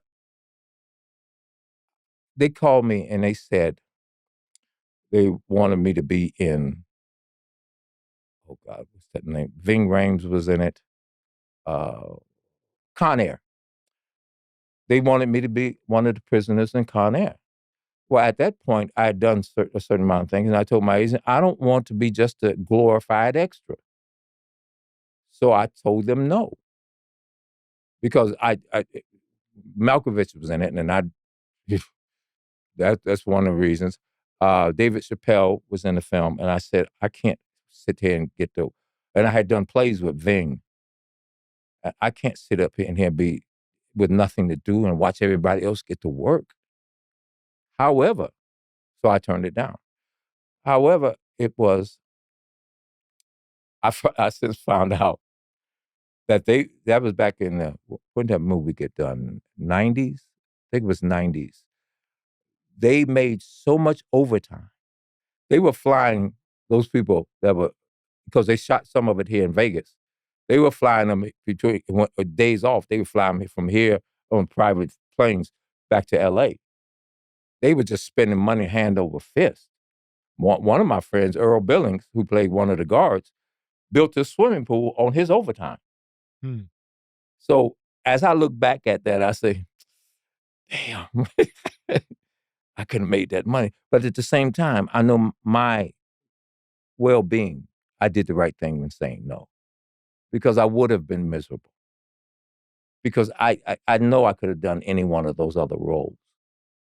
Well, you did the right thing by saying yes to Seven, because that was a dope movie. Yeah, well, see, that's another one of those things. It's like, I said no to 7 3 times. Yeah. I said no to Speed 3 times. Wow. 7 it was just, the role wasn't big enough, because I'm telling my agent, I said, I'm trying to build up so I can get, and finally they came back and said, okay, look here. We'll put his name up front. We'll give him more credit, more money. And also, by the way, he'll be working with Morgan Freeman. That's the thing that finally made me say yes, because of the fact that Morgan Freeman has something I don't have. And it's something I've been working on all my life, ever since I've been an actor, is that stillness.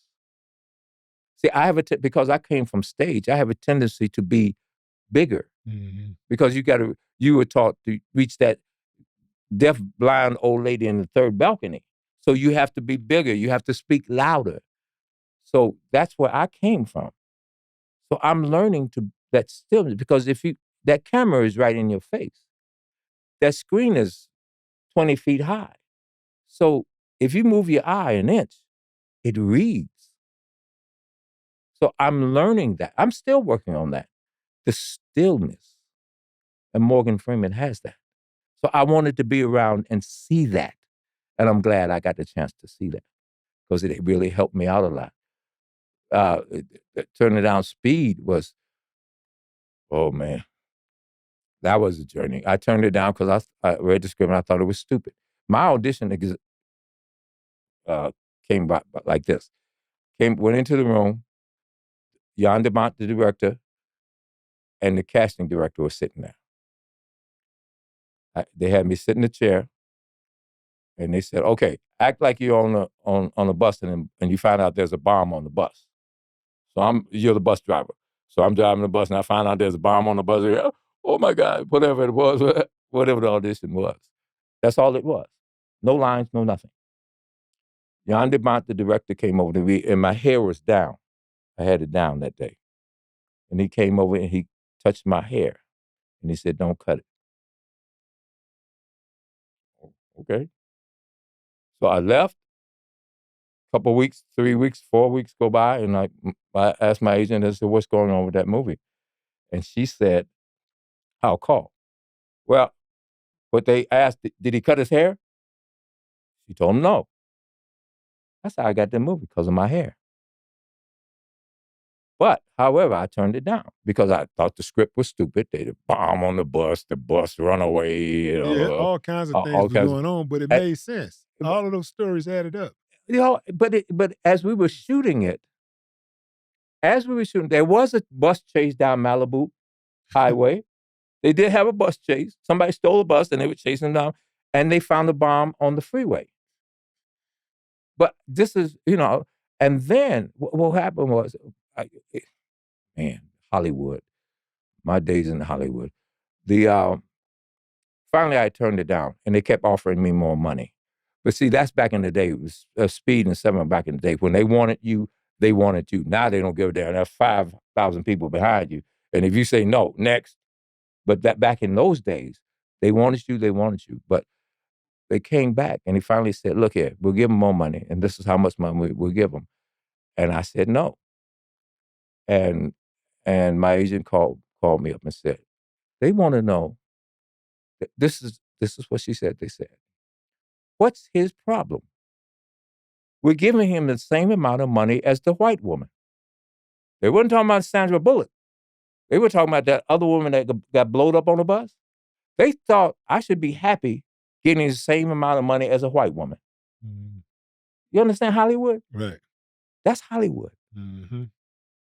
They look at you less than a white woman. And you know how they look at white women. And not just that, a white woman who didn't have the credits that you have. Exactly. And not even half the skill. Yeah. And finally, they came back and gave me more money, and I said, okay, I'll do it. And I'm so glad I did. But it works out the way it's supposed to work out, I think. Sometimes I look at my resume and I think to myself, you haven't done anything. You haven't done nothing. And then I look at my resume. There are people in this world who would give their arm and leg for my resume. Mm-hmm. But to me, I haven't done anything yet because I haven't achieved what I want to achieve, and that's helping Willie and Willie's children, their children, and their children be the people they can be. Those are the things that I keep thirsting and hungering for to be able to do. They have that kind of power to be able to go to Tyler Perry and say, Tyler, look here, you got to grow, man. Give me that. Let me have the reins for a minute. You have the money. You have the power. Let me do what I need to do. Come on, man. We can do better than this. We can do better than this. You don't have to do the same stuff. And Tyler didn't start, Mike Matthews was the founder of the gospel music. Tyler was a Johnny-come-lately. But what Tyler did, see, I started writing a screenplay off the first play that I did with Mike Matthews. I got 10 pages in, and I said, this is stupid. I'm not getting paid for this, and I stopped writing. I had gone to Mike and said, Mike, you need to start doing, this is 1997. You need to start doing movies now. He was making one time he had $1 million in a paper bag and left it in the airport. Had to run back, and thank God it was still there. That's how much money he was making off those gospel musicals. I made a ton of money. I did 3 of them. But Mike started everybody out. And what Tyler did was he put them in the best theaters in every city. He gave them pretty sets. Mike's sets were the same set for all those years. Same stuff. And the same story over and over. Well, Tyler just came in and gave people prettier sets, a reason to dress up in suit and a tie and an evening gown. And they loved him for it. And then he started making movies. I told Mike, you got to start doing movies, Mike. He's making too much money with them plays.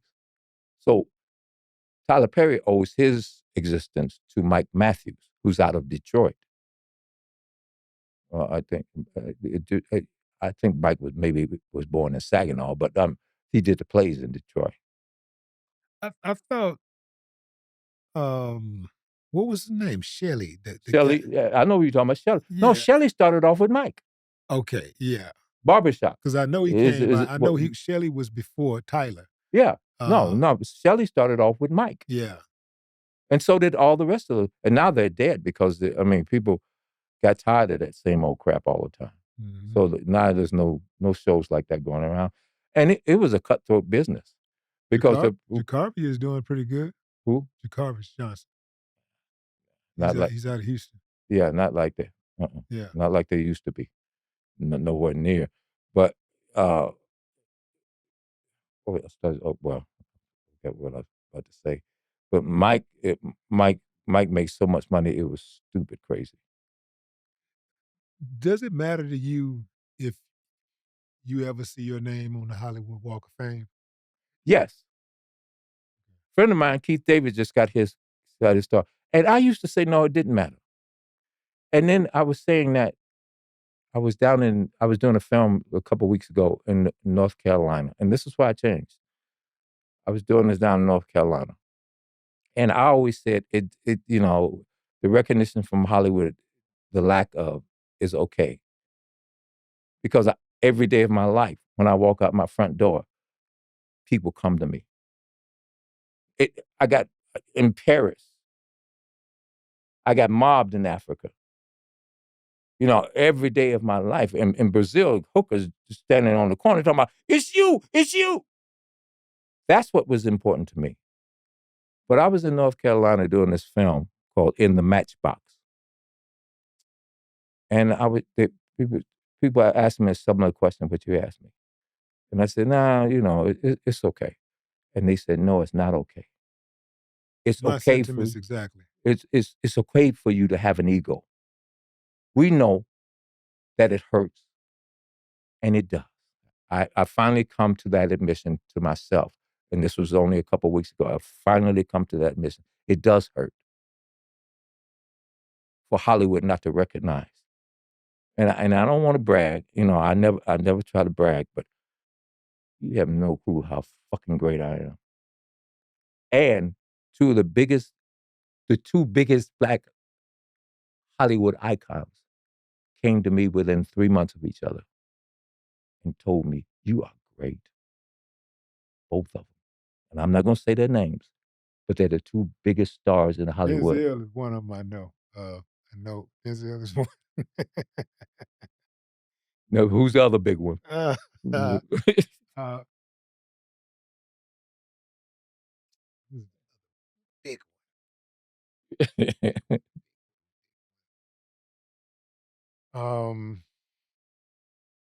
I would say perhaps Jamie. Who? Jamie? No, Jamie? bigger than Jamie. No. His movies have grossed more than any other actor in the world. Any other actor in the world? Any actor.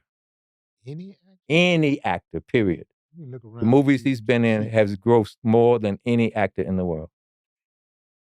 Samuel Jackson? Bingo, okay. I knew it. I knew I had it. No, I got to insist on that one.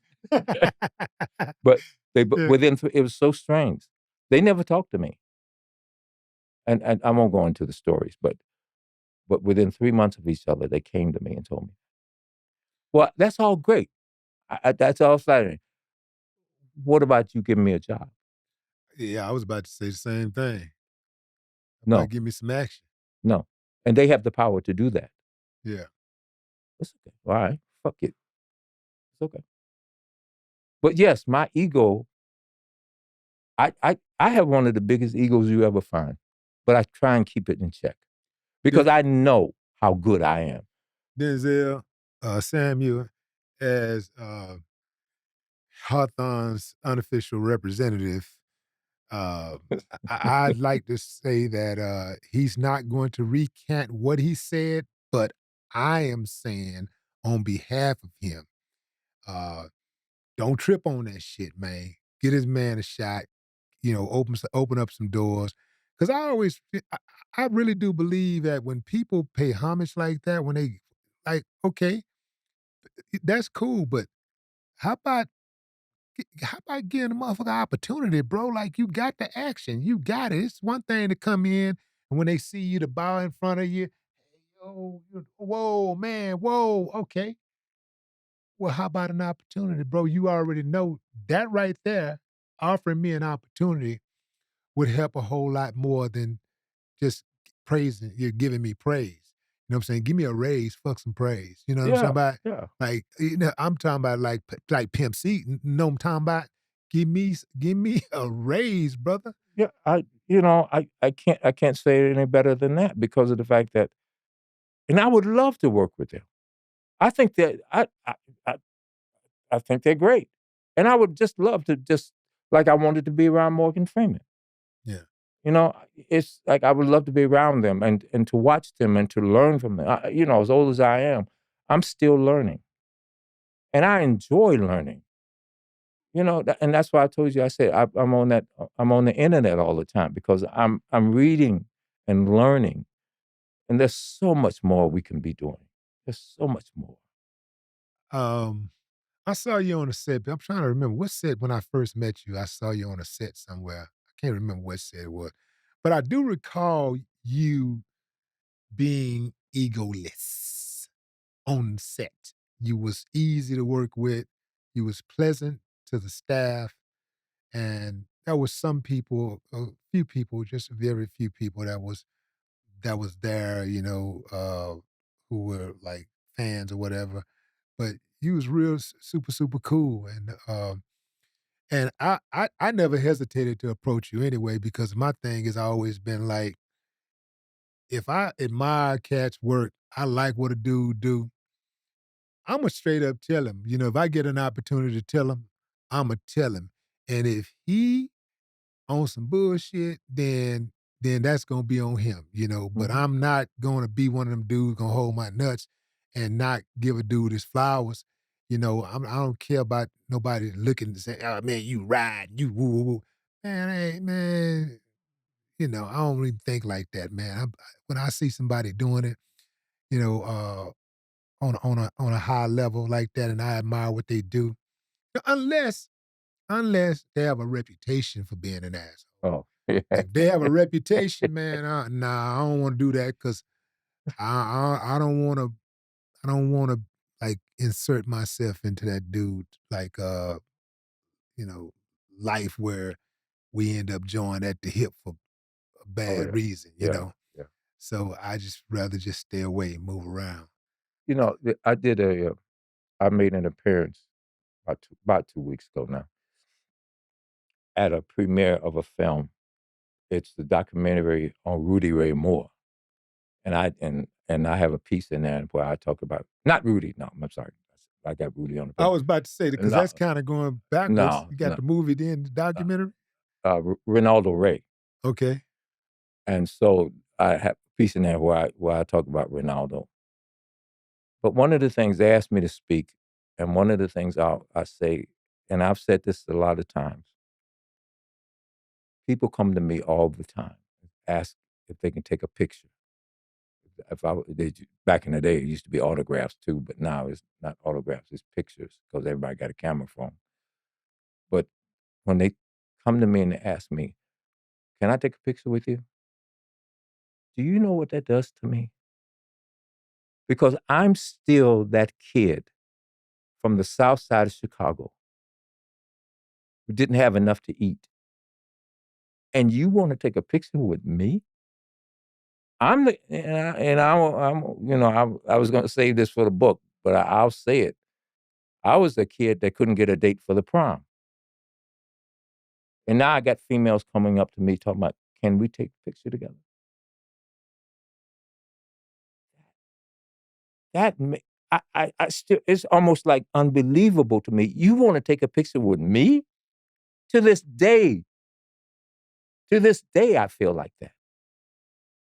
I'm flattered beyond all recognition that you want to recognize me. Guys come up, people, well, not only guys, but females have bought me a drink, and I used to drink Jack, which was like $5, $6 a shot. And that $5, $6 a shot means that you worked at your job for at least an hour to buy me a drink. Hmm.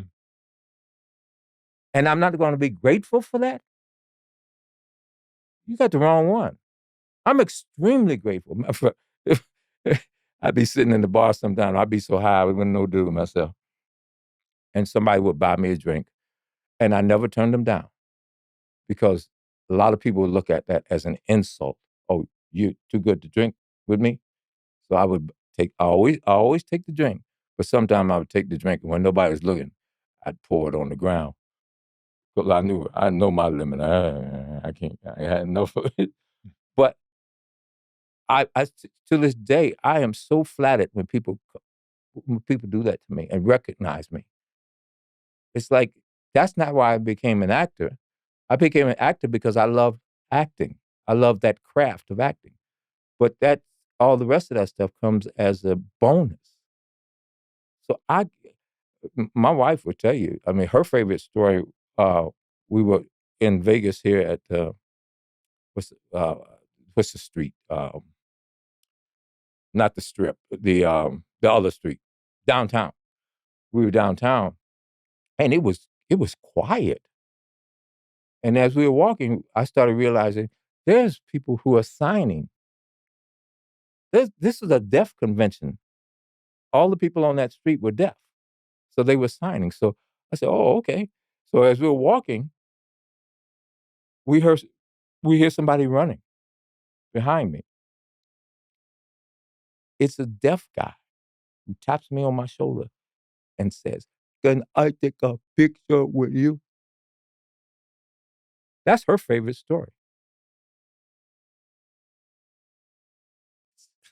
People who can't even hear know my work.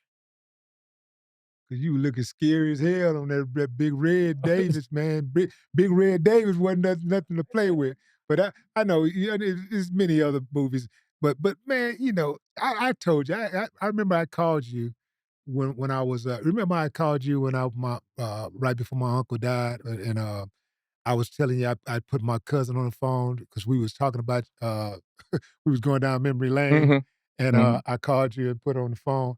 Um, but we were talking about, just how convincing you were on your to me, the greatest line, one of the greatest lines in theater history, well, movie history. I know you don't like to cross that movie thing with this theater because 'cause you're serious about that theater, so I had to separate that. But one of the greatest lines in movie history, man, was that my office hours, you told Roy Fagan, Roy, that's my boy.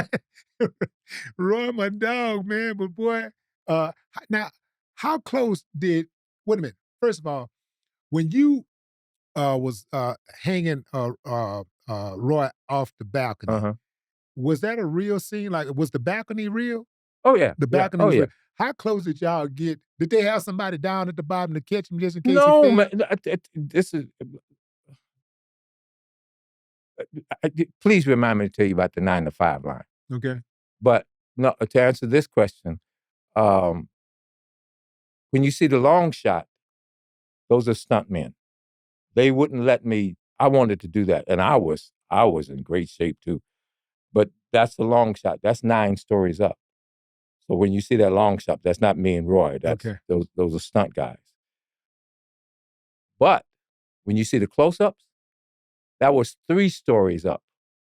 So what's the difference between Roy falling 9 stories and 3 stories? Yeah, head first. You know, what's the difference? Yeah. But I was able to do that. But Roy was, I mean, they were chained in. But that chain was hitting his crotch.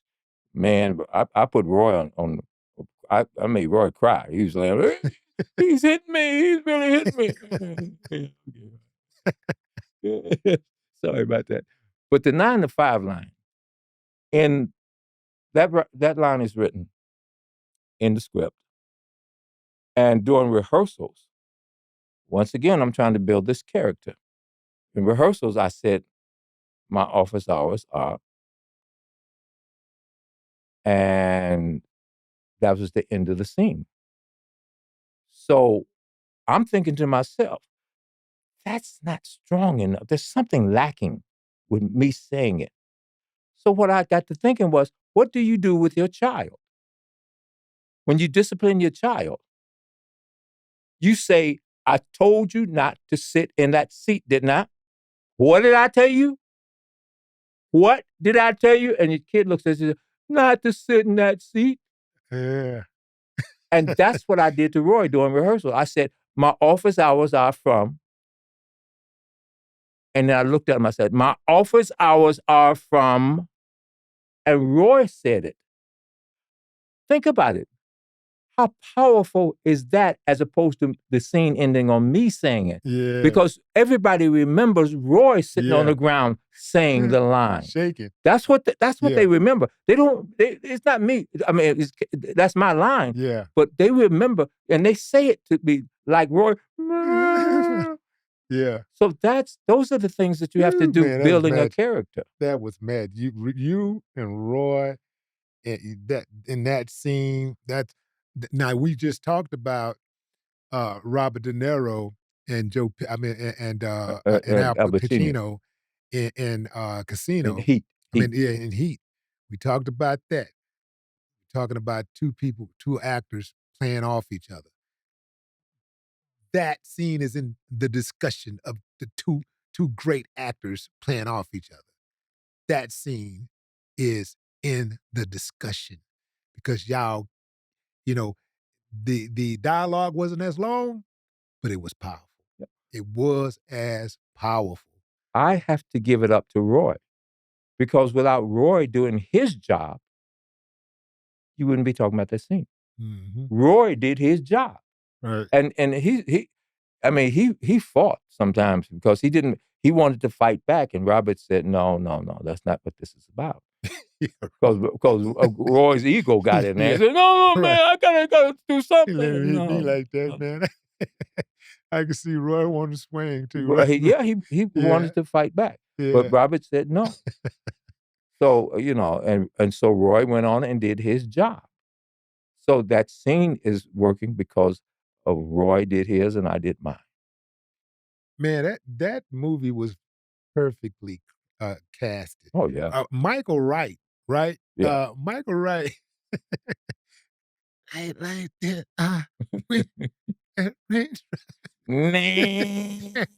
That's say, man, it was funny, but at the same time, it was sad as hell. It was pathetic, man. You be like, man, this dude just fell from grace for real. For real. But he nailed it. Not talking Oh, yeah. about like knock that thing Oh, man. all the way out the park. This ticked me off.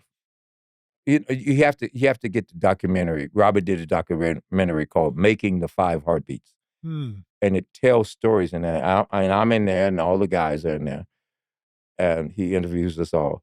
But he tells the story of how he got that movie made. Did you know they wanted Morgan Freeman, the studio, for Big Red?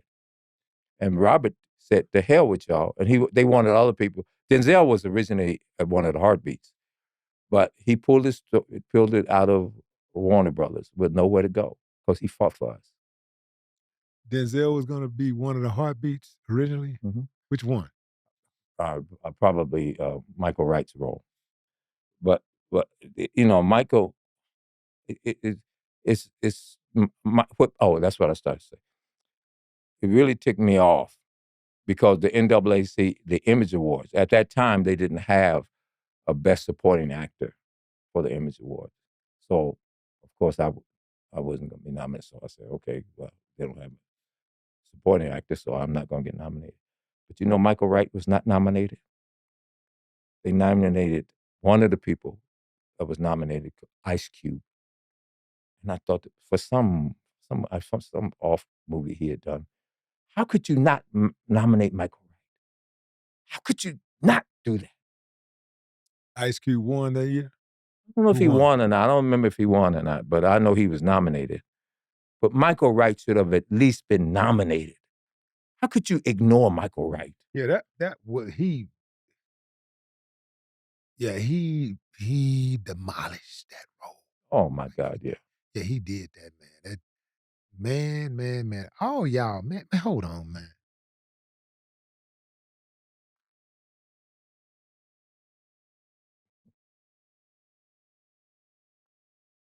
To the entire Five Heartbeats cast and their leader, the Yeah, incomparable Robert Townsend. yeah, yeah. Man, y'all did that. That is easily one of the greatest movies of all time. Just a really feel good movie, and it had everything. It had the highs, the lows.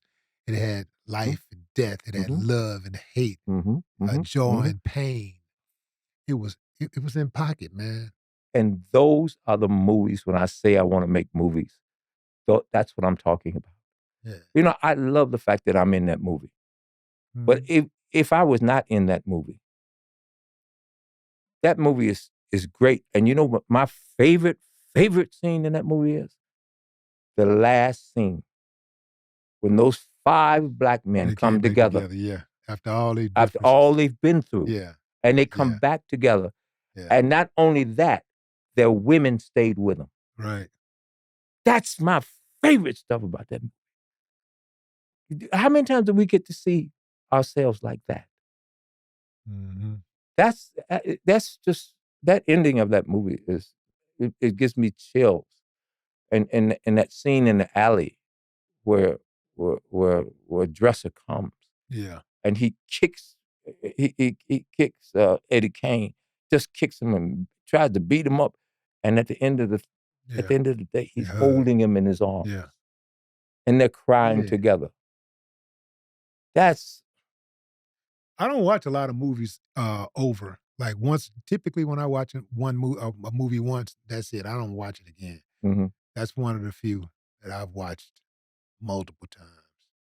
Well, Yeah. I have people come up to me. Well, 5 and 6-year-old kids come up to me because they know the movie, but that's because their aunts and uncles, grandmothers, and parents watch the movie all the time, and they make it a big thing, a Mhm. Christmas thing. They'll watch that movie, or a New Year's thing. They'll watch that movie. So it's like the movie came out yesterday. Yeah. I am forever grateful to Robert Townsend. Now, I've never worked with Robert since, and that hurts. Mm. You know, as much directing as he has done, you would think that something. But I didn't I don't expect him to give me a job, but it sure would be nice for him to appreciate the talent and at least say, "Come and audition." You don't give me a job, I'm fine. You know me, you know my talent, and if you want me to audition, no problem.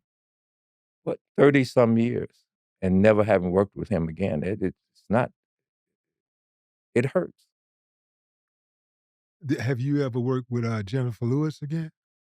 I've never worked with Jennifer Lewis. Wasn't Jennifer Lewis in it? No. Wait a minute, hold on, let me back. Oh, I'm thinking about I'm tripping. I'm thinking about Oh, Temptations. yeah, today, yeah. I'm blurring the 2 Yeah, 'cause films. Leon. Yeah, yeah, Yeah. right, yeah. And a lot of And people Leon. blurred him out because of Leon. Yeah, yeah, both movies. But I I still will forever be grateful to Robert Townsend, Yeah, whether I work with him again or not. It doesn't matter in the sense of my gratitude towards him, because he fought for me. He allowed me to do my job. You know, how many people would allow me to write?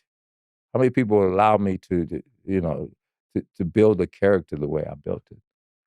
I just, I'm thrilled, man. And 30 some years later, that movie is still kicking. Oh man, and to hear it coming from you too, that's Yeah, I'm gonna tell you how I watched that film. Me and Jay Prince.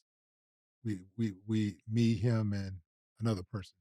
We uh we went to the theater and watched that film. Before we even started putting out records. We saw it, man. I was like, wow, like we was just blown away. We talk about that film. Like it was just something special, man. I'm glad y'all made that, man. I'm glad y'all made it because I can't even imagine my film discography without it, mm. you know. Um, are you doing any writing for films? Like you writing it? I was writing, and because I don't write about kids killing each other, but I wrote a play about two black women who were sisters and their relationship, how they grew apart, and you can see the short film on YouTube. It's called "Remember Me" with a question mark, but it's about their relationship and how they grew up, etc. They get stuck in the family cabin one weekend.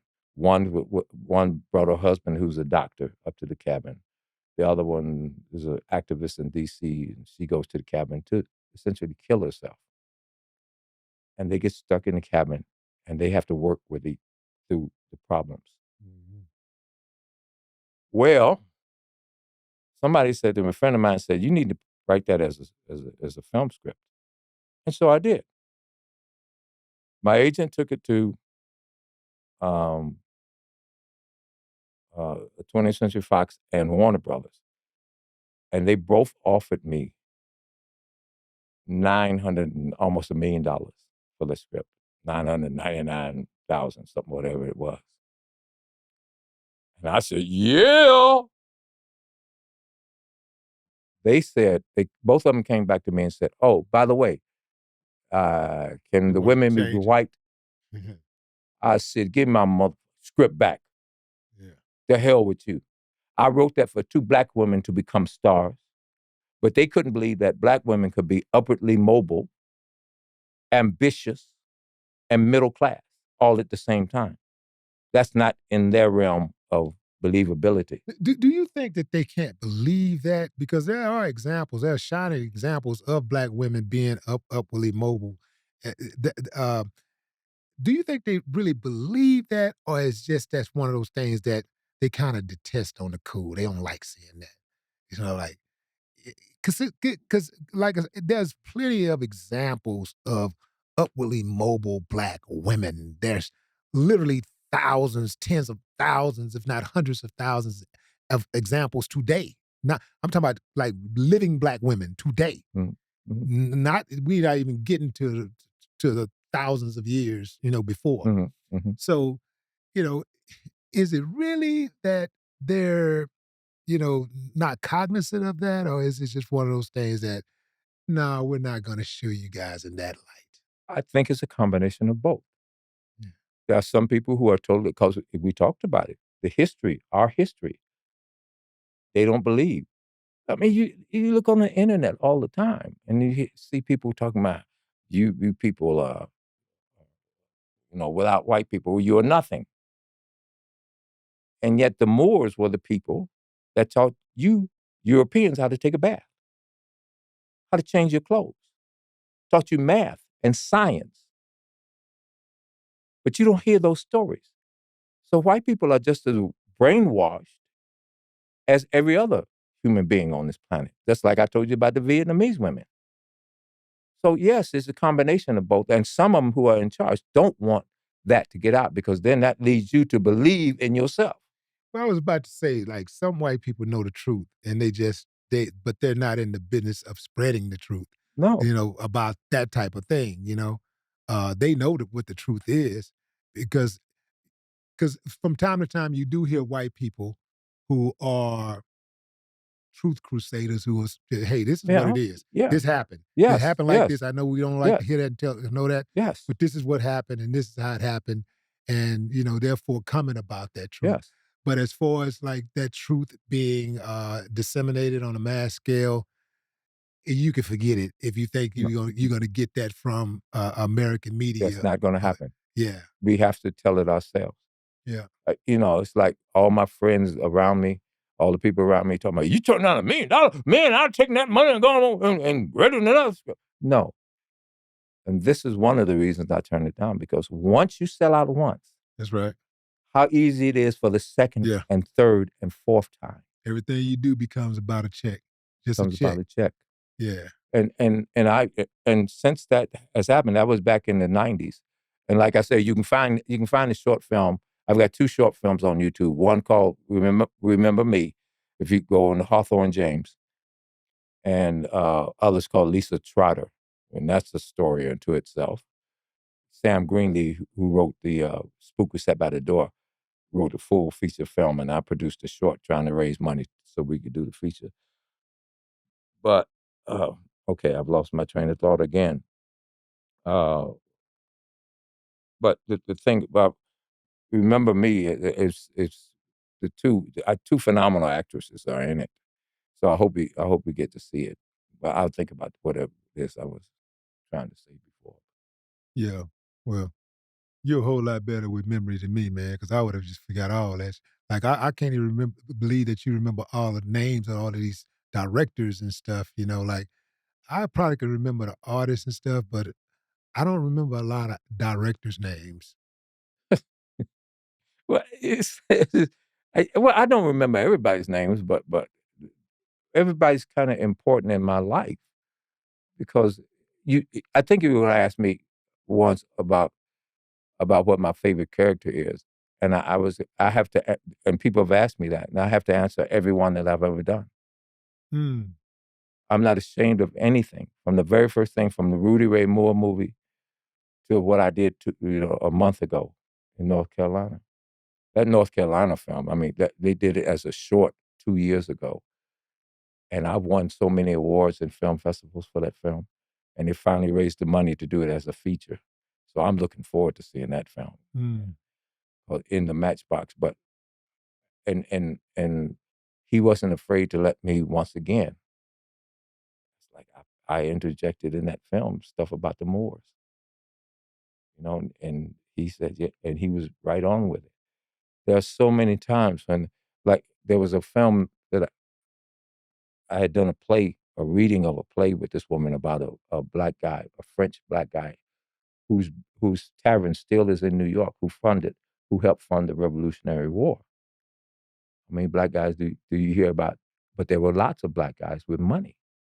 I just saw a multimillionaire in the 1800s who Wall Street. I mean, the New York Wall Street, who had made millions of dollars. But this guy funded the Revolutionary War, part of it. But I did a reading for her, right, about the play based on this guy. Well, years later, she wrote a Christmas movie. Matter of fact, she wrote the second Christmas movie is which will be coming out, a short film, an animated film, will be coming out this Christmas. But she wrote this film about this girl getting married and her family, and she said, "I want you to play the father." I said, "Hey, oh yeah," and we got to talking, and I haven't watched the NFL in 7 years. Kaepernick got no job. To hell with the NFL. I could care less. 7 years I haven't watched the NFL, and I have no intention of ever watching it, ever again. Now, I still watch football, I still watch college, but the NFL specifically, no, I'm not watching it. So in the film itself, the family is sitting down watching football game on Sunday, and I walk out, and I ask her, "Well, can I say something about, like, y'all can watch that, y'all, if you want to, but I'm not watching it, Kaepernick, nope," and I walk on through. Well, the producers, and she started talking about, "Oh, yeah, if we do that, we can do this," and the consciousness started raising, and she's like that. And I was saying, yeah, this woman here, she's not one of them people that are afraid of massa. And that's all I said. Well, as I walked by, Well, she called me up about a week later and said, them producers said no. Oh no, no. To all the ideas that we had talked about, they said no. And they said, well, there's another guy that they're going to hire to do the lead, to do the father. But there's not this other role, the smaller role. They said you could do. I said, shove that shit up your butt. I'm gonna sit there and watch some other guy do something that I was supposed to do. I can't handle it. I can't do that. My ego would not allow me to do that. It'd be too hurtful. And just because of the fact that I'm raising consciousness and it's Yeah, not man, allowed, it's not allowed. raising consciousness, man. That's dangerous, bro. Like you trying like the name of the game is to keep people uninformed, Keep people like numb. You got to numb them. If you keep them numb, keep them uninformed, you start doing something different, man, people gonna fuck around and stop doing stuff to go to jail. Mhm, They gonna mess around and stop doing stuff to kill themselves, like eating stuff to kill themselves, mm, drinking mhm, stuff to kill themselves. mm. They gonna stop talking reckless on the internet and talking about pulling up and flashing guns and having the police come pick them up. They gonna can't have all that, bro. You have it. You messing with the program. Yeah, yeah. And that's why I got kicked off the list Yeah, because I'm a boat rocker. yeah, you And I messing with know the I'm program. a boat rocker. I've been boat rocker all my life. And I don't care. You take your Hollywood self and go to hell. I don't need you to live my life. We're all going to die at some point. And at some point, if you believe in a God, you're gonna have to look God in his eye and tell you what it did. But I'm gonna look God in his eye and say, why? What's the purpose of this? So never say RIP in my obit. Never say RIP because I'm going to rock the boat even after I'm dead. Yeah. Because there are other people behind me who need that boat rocked. So I'm not going to rest in peace. No, I have things to do. There's a whole universe, and besides that, I want to explore the universe. If that's what the whole thing, I want to go see what the hell is the Alpha Centauri and all the rest of those places. So you believe in afterlife? I do. I do because something, and my logic is that something created this mess. Some entity created this. It didn't come out of nowhere. And I understand atheists. I understand that, and I'm not mad at what you believe. You believe whatever it is you believe. I have no business in your business as long as you're not messing with me. I'm cool with whatever you want to believe. So yeah, I do believe in afterlife. Yeah, I'm pretty sure I do. I'm not sure, but people say I'll see you, later. I'm not sure if that's going to happen. I'm not sure if I'll ever see my mother or father ever again, my brother or any of my grandparents. I'm not sure because it's too wide, and who knows what's on that other side, really. So it's yeah, but I believe there's But something. how do you see that other side? Honestly, I don't. I don't know how I see it. You just believe that there's another There's side. something. Something. Yeah. Yeah, but what it is, don't get me to line, because I have no clue. I believe when it's over, it's over. Well, I ain't mad at you for that. I think when it's over, it's over. But somebody gonna be in the comments mad. But I don't know why we do that, man. We can't have a damn decent conversation where we can agree to disagree, where you can respect the next person's opinion. Like we live in a type of society where you got to be all the way to the left or all the way to the right. I know a Yeah. lot of people didn't like what Nelly had to say because of his performance at the Trump inauguration. But Nelly hit it on the nail when he said the left is too far left and the right is too far right. And I Like believe there's no, yeah, there's no balance. There's no yeah. objectivity when having discussions. I have to agree with that. I just have to agree with that. Mm. Now, I don't wanna get into that, but at the same time, it's like Trump, even a broken clock is right twice a day. And yes, there are things that he is doing that I agree with. Now, how he does them, that's a whole different animal. How he does it. But I've been saying some of the stuff that he's acting upon for 40 years now. I do believe in some of it, but it's too loony sometimes. Or most of the time it's too loony, but that's a whole different discussion. Do you think that he was responsible for all those planes going down when he first got in office in the first 30 days when he No, started firing people left and right at the FFA? no, the accidents happen. Uh, they do happen. I don't think that you can, even he as the president of this country can say, I want this to happen. No. But how ironic is it that all those planes started going down in his first 30 days? Like, soon as he gets in office, he started firing people, planes started going down. Well, yeah, I mean, it really is inevitable that something's going to happen when you start. Reagan did the same thing. Remember, in the 80s, he fired all the air traffic controllers, Yeah. and then It's hired like new people. And like my brother, my older brother went to air traffic control school in Texas, and he didn't last very long. But he was saying the average air traffic controller lasts 7 years or something like that because of the they have a stressfulness high of rate the of suicide. high rate of Yeah. suicide, and they have to retire. I just found this out. They have to retire at 55. What? Yeah, they have to retire in their 50s, and I think it's 55 Mm. because of the stress of that job. And I appreciate those people. I understand. I was fortunate enough to be able to go to the tower in Atlanta and watch them work. You know, you don't get to do that, but I got to do it because head of security knew me and my work, so I got to sit up there and watch, and it is like wow, Is it intense? oh my god, it's like they're putting pegs and hauling out the planes and watching planes on the ground and watching the radar. Oh my god, you have to appreciate them people. That they are mighty mighty folk. When you made it, when you realized that, you know what, they know me now. They got me. They know me. They they know who Hawthorne James is.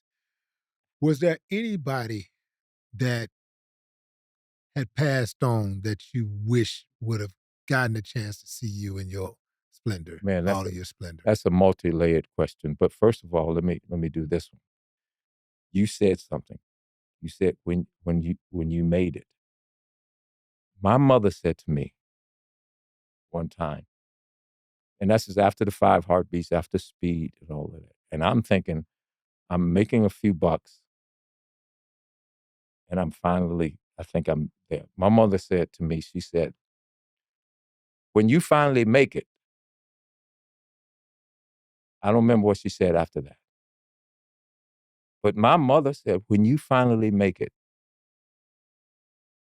I never said anything to her because it was like a shock to my system. I've done all of this stuff, and you don't think I've made it yet. So that's has stuck Yeah, always in my head, and I don't think I've made it. yeah. I just don't. Because as I've said in the beginning, I think there's so much more that I wanna do, so much more that I haven't accomplished, so much more that I could help the benefit of mankind, with this art. But yeah, I think about that question, what you just asked me all the time because my daddy's favorite show was Bonanza. He watched Bonanza every Sunday. We had to watch Bonanza. 'Cause He there was only one television in the house. one television in the house. Was it 25-inch? The Maybe big was it that big? I don't know. But, black and white. Uh, but he passed my first year, my first semester of in October of my first semester at Notre Dame. And what happened was when I became an instructor at Illinois State, they brought in Pernell Roberts to teach classes, and they didn't schedule. I had the black classes, and they didn't schedule Pernell my classes, so we were having this meeting, of the instructors in Purnell was there. And I said, how come my classes aren't being included in his schedule? And Purnell looked at him and said, yeah, why isn't his classes being included in my schedule? He actually wants to come to my classes. So after the meeting was over, he said, come on, let's go have a drink. This is Purnell Roberts. This is Adam. I'm teaching school. So I'm thinking we're going to a bar because in all my 2 years there, I had never gone to a bar in Normal, Illinois, Normal, Bloomington. What he did was they had given him a Cadillac to drive, a yellow Cadillac. He pulls up into a liquor store and he says, what do you drink? I said, Jack Daniels. He got out. He went into the liquor store, came back out. He had a 6-pack of beer and he bought me a pint of Jack Daniels. We sat in that car and talk for hours. and talked. Yeah. I don't remember what we said, but he did. And this is something I regret to this day. He asked me, why is it important for me to be here? And I couldn't think of an answer. I know the answer now. Because all those professors who were the bigwigs had never done anything professionally. And it's important to bring pros in and to teach these kids what they're getting into. When I came to LA, I didn't know how to do a picture and a resume. My resume was 4 pages long, and I had a black and white, picture, and I stapled it all in the back. I gave it to an actor, and I asked him, I said, what do you think about this? And he started laughing. I said, why are you laughing? And I hadn't done anything, but it was 4 pages. He said, casting directors can't read. Hmm. So it's, a resume is 1 page stapled to the back of your picture. That's it. Nobody told me that in all those years in college.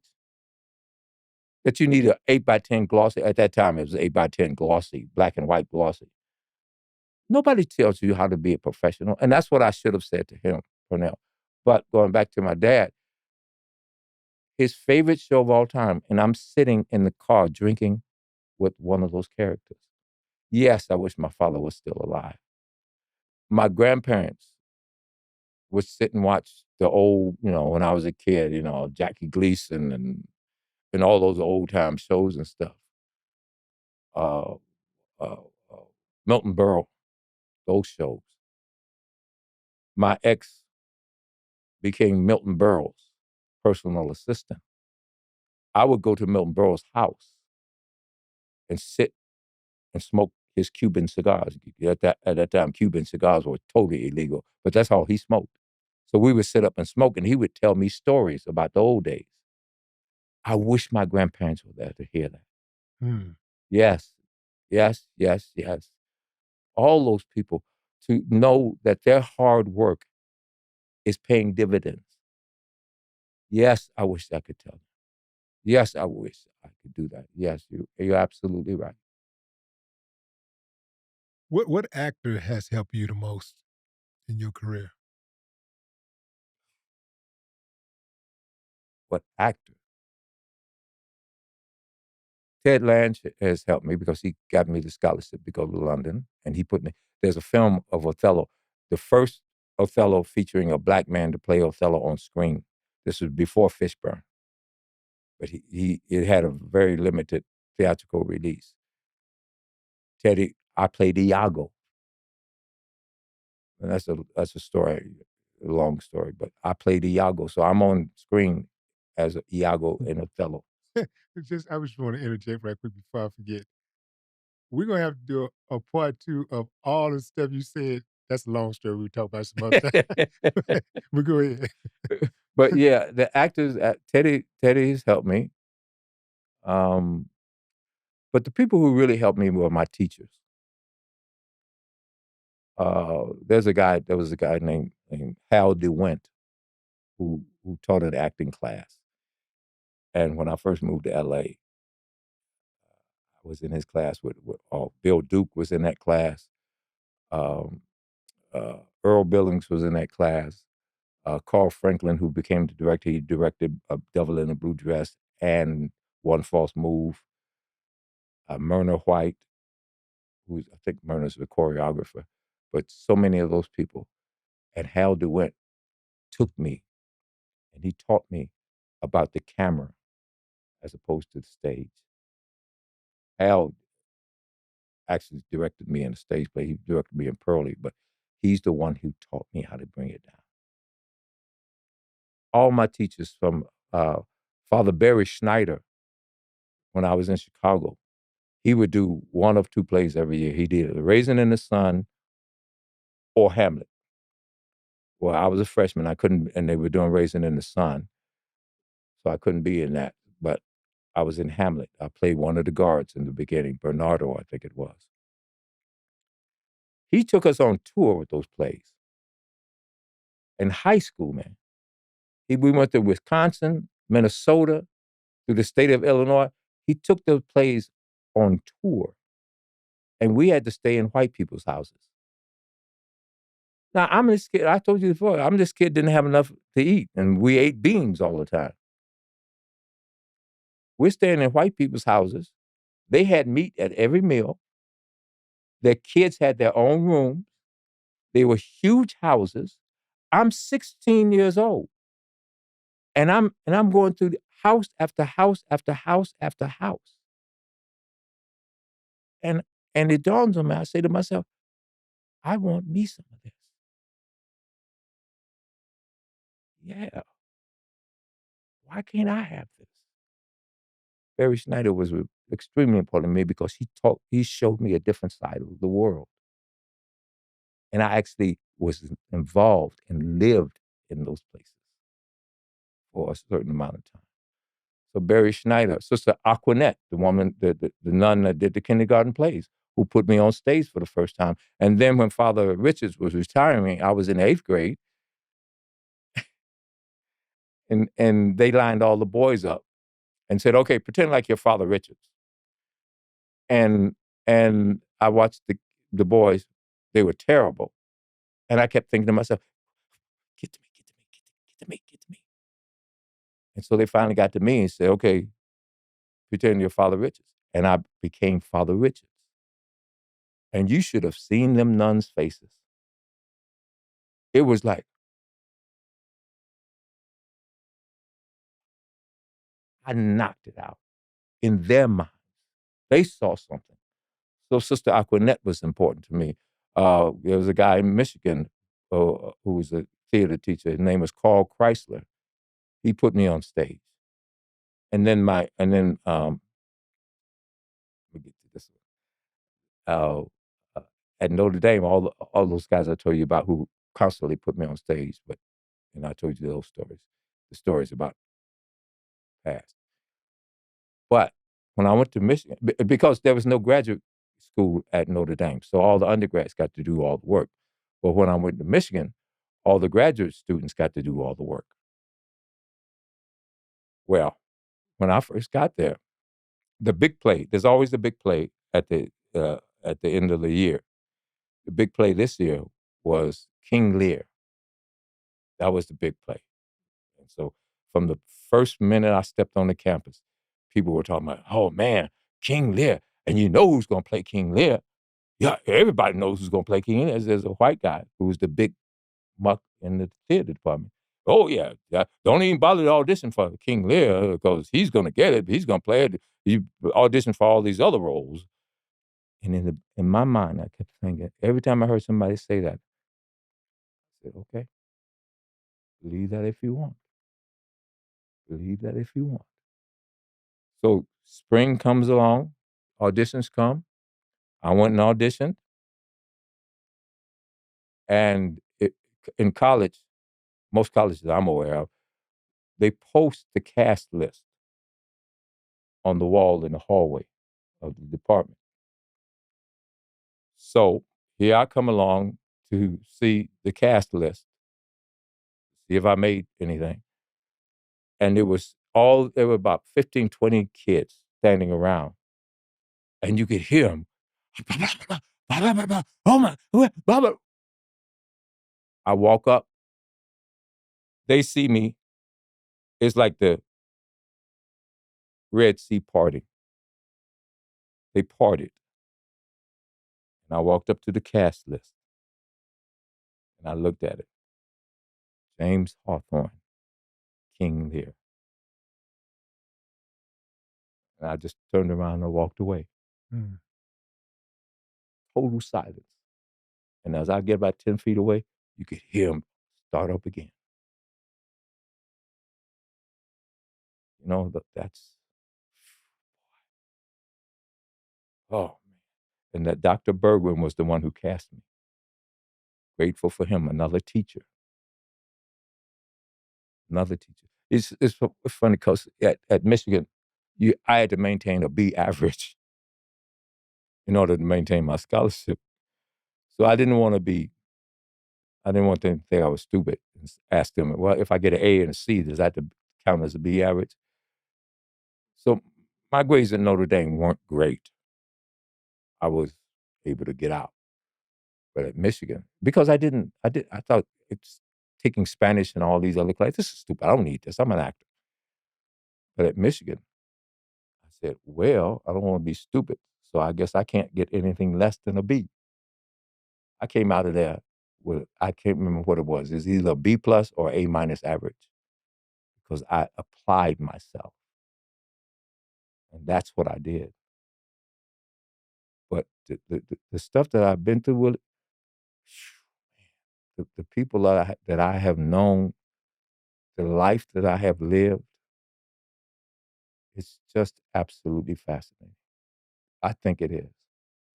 Because from a kid from like I always say, South Side of Chicago, to where I am today, being interviewed by you, I could never have dreamed of that. You know, that goes for both of us, man. You know, you're a legend. You're a legend of legends, bro. Like, so it's absolutely an honor for me to sit here and talk to you. It's been an honor. Before we shut it down, I did want to I wanted to see if you could handle this role. This is a very important role here. Um, let's say I'm a landlord.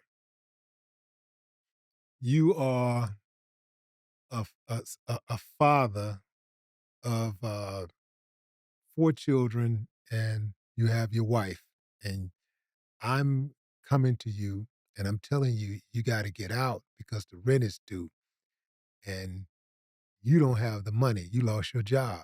I've been working with you, but man, I got to do what I got to do because I got bills to pay too. Mhm. I just tell him, look, Hawthorne, man, you've been a great tenant, but I gotta let you go, man. I got I got to get you guys out of here so I can get somebody who can pay the rent.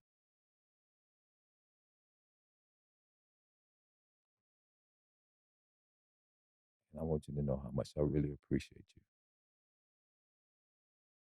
Is there anything? Is there anything? Can I sweep your floors?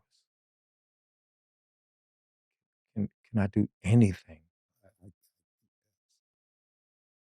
I ain't got no job for you. I can't make up a job, Hawthorne. You know, it's tight around here, man.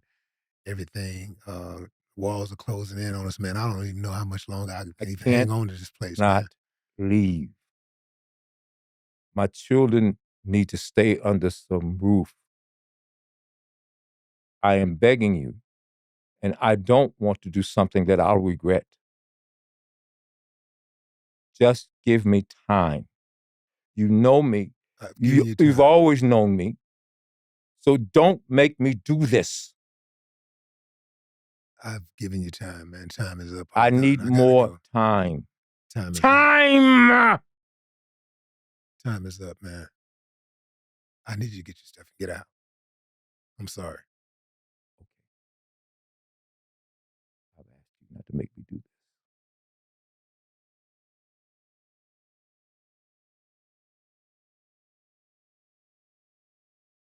I will see you. You will not see me. What is that? A threat or something? Wait, No, are you that's threatening not me? a threat. That, my friend, is a promise.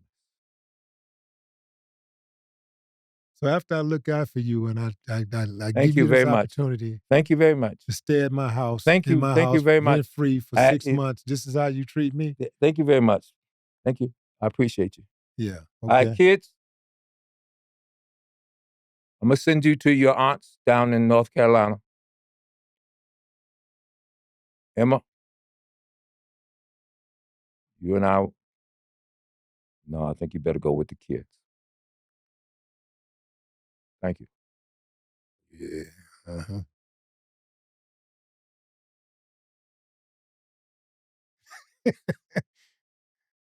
Say, bro, best thing you can do is get out of my house We're right out. now, because I don't like how you talking. I don't We're like out. how you looking. I don't like your We're energy. out. No problem. Yeah. No All right. problem. No problem, bro. No problem whatsoever. I've given you a lot of money out throughout these years. It wasn't free. I gave you a roof a lot of years. I've done some things for you that nobody else would do. All right, kids, let's go. Thank you. Now I'm about to kill this. He coming up. He gonna tell on me. Oh man. Man, this guy. You know what you did? You made me go back to because I was so sick of being at Notre Dame, right? Right. With all that bullshit that was going on. I decided, well, there was an audition going on at Michigan State to get a scholarship at Michigan State. So I went up. And what you had to do, one of the things you had to do a scene, a monologue. And then another part was they had a big box and they had all kinds of stuff, bottles and books and all kinds of stuff. So what you had to do was go in there and reach in there, grab a prop, and do an improv using the prop that you got out the box. So I grabbed a milk bottle. And so I did this whole improv scene with this based around this milk bottle. And I went to the guy that was running the audition. He said, "You're a liar." I said, "What?" I was all I want to know is, do you think I could get the scholarship? You're a liar. I said, "What are you talking about?" That milk bottle. That's a scene that you rehearsed. And it was exactly 3 minutes. That's what the length was. 3 minutes. You're a liar. You were too good. Don't seem like you've been getting punished for being too good your entire career. No, it has been. I've been cut out of so much stuff, man, from Cheers and Frasier. I'm gonna tell you one more story about this. I was doing an episode of Frasier, right? And I'm playing a homeless guy. And Frasier has a fight with his father. So his father and him and his brother and go up to the cabin somewhere. So I go. He goes. He takes the night shift of the talk show, and so he goes to. There's only one place open that he can get something to eat, and that's this little funky little place. And there's one homeless guy in there I know, and it's me. So during rehearsal, I said, this. You know what's funny? You see a lot of homeless guys with squeegees, right? Even though it's Seattle and it's snowing, I want to carry a squeegee. So I went to the prop guy. I said, can you get me a squeegee? He got me a squeegee. And then I decided, well, maybe this guy stutters a little bit.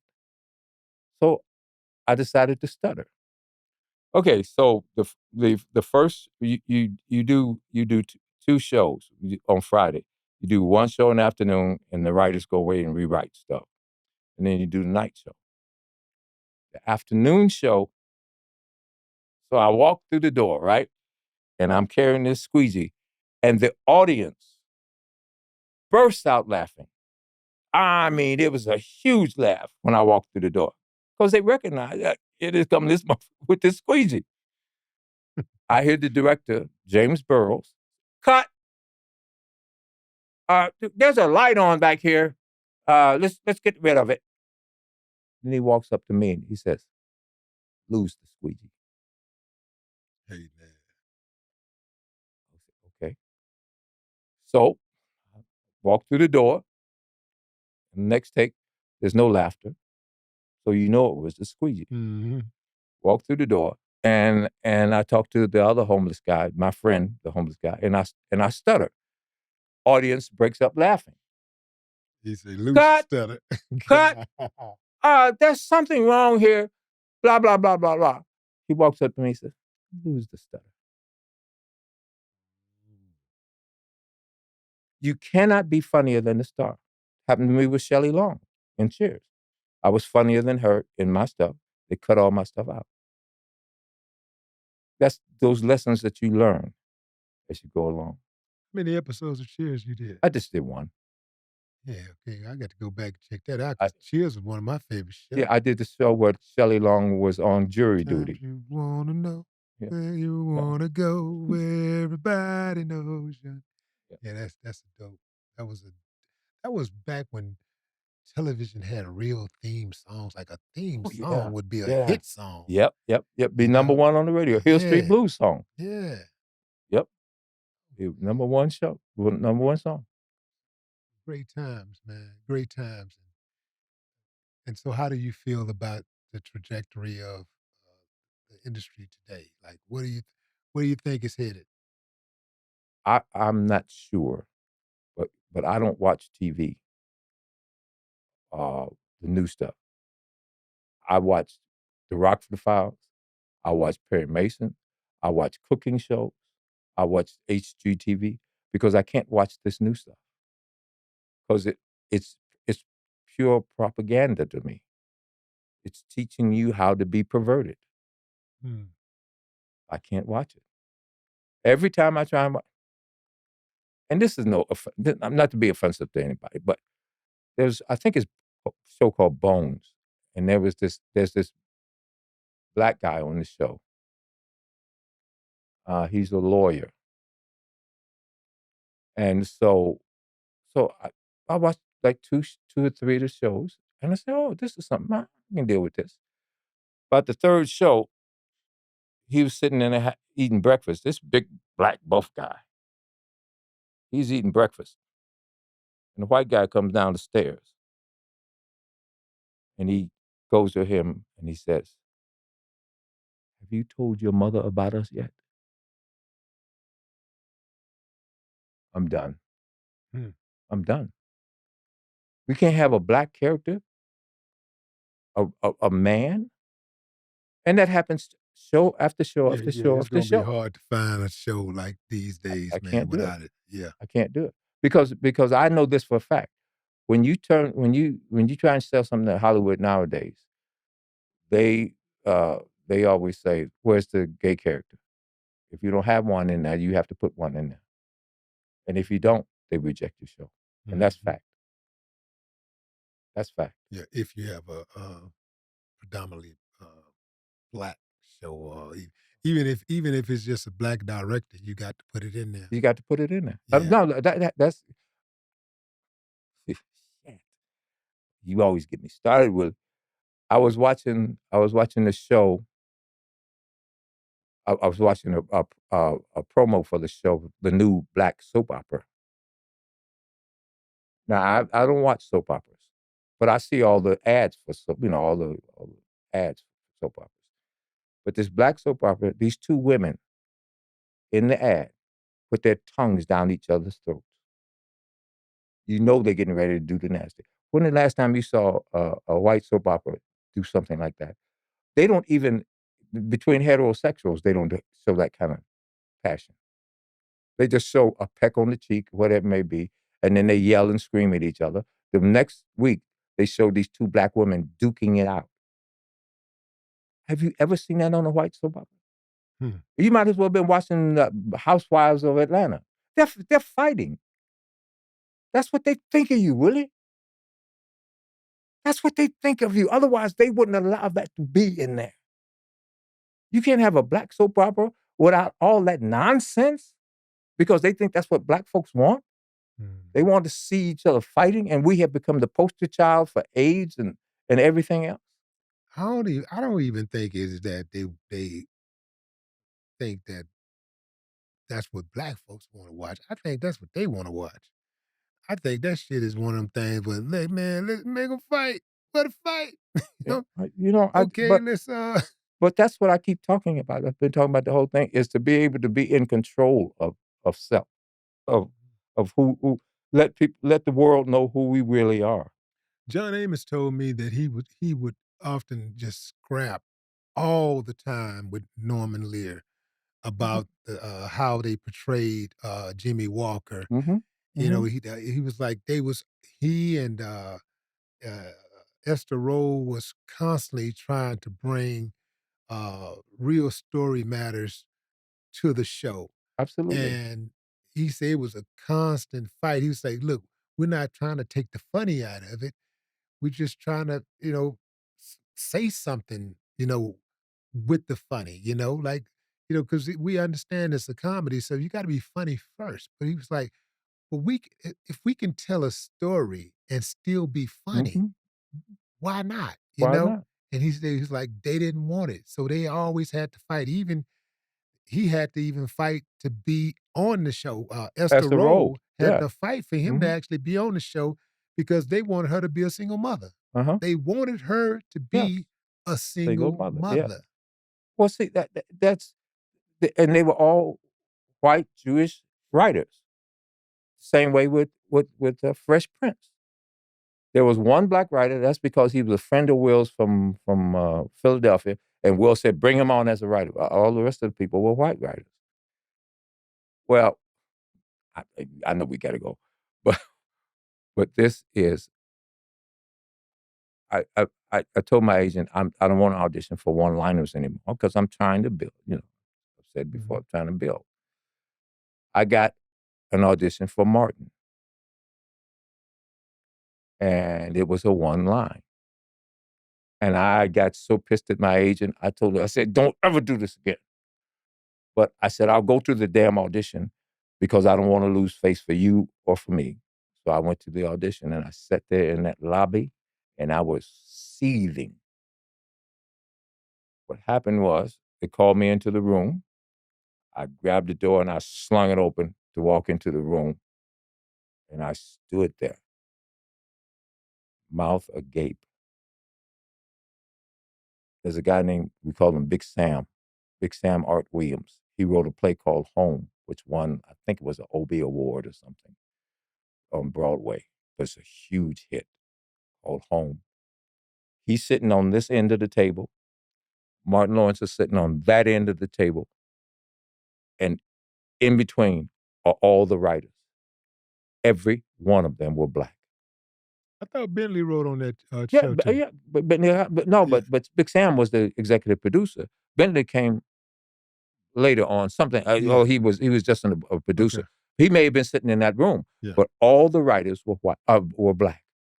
And I stood there, and I was just like, "Wow, I've never seen this before." And Martin asked me. He said, "What are you doing here?" Well, I came to read the line. He said, "Oh no, no, no, no, no, no, no, no. Oh no, no, no, no, no, no." And he looked at me. He said, "Go ahead and read the line."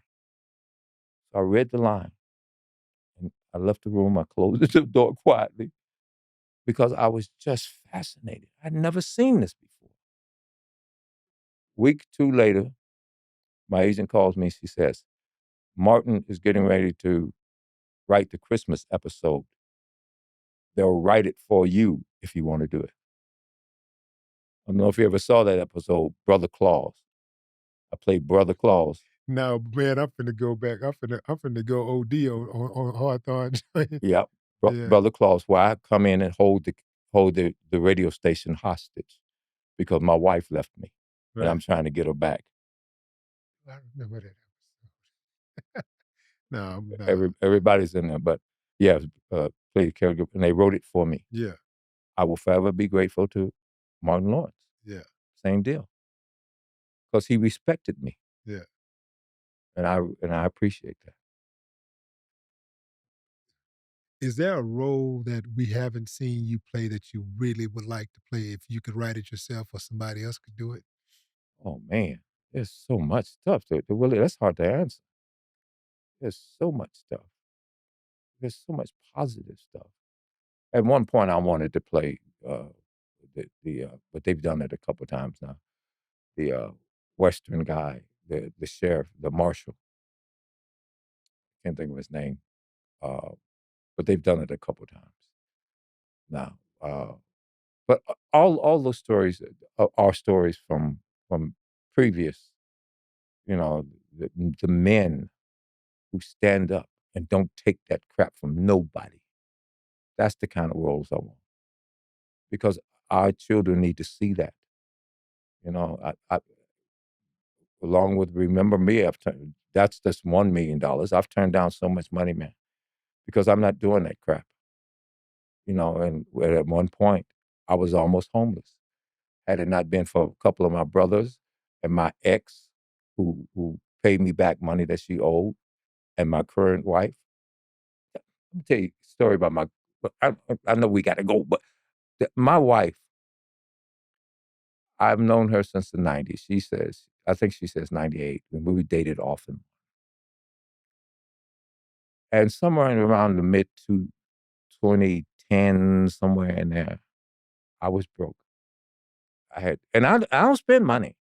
I'm not going out here and partying every night. I don't do that kind of stuff. But you know, as an actor, money comes and goes. I mean, you may work a lot By the more. income, yeah, Yeah.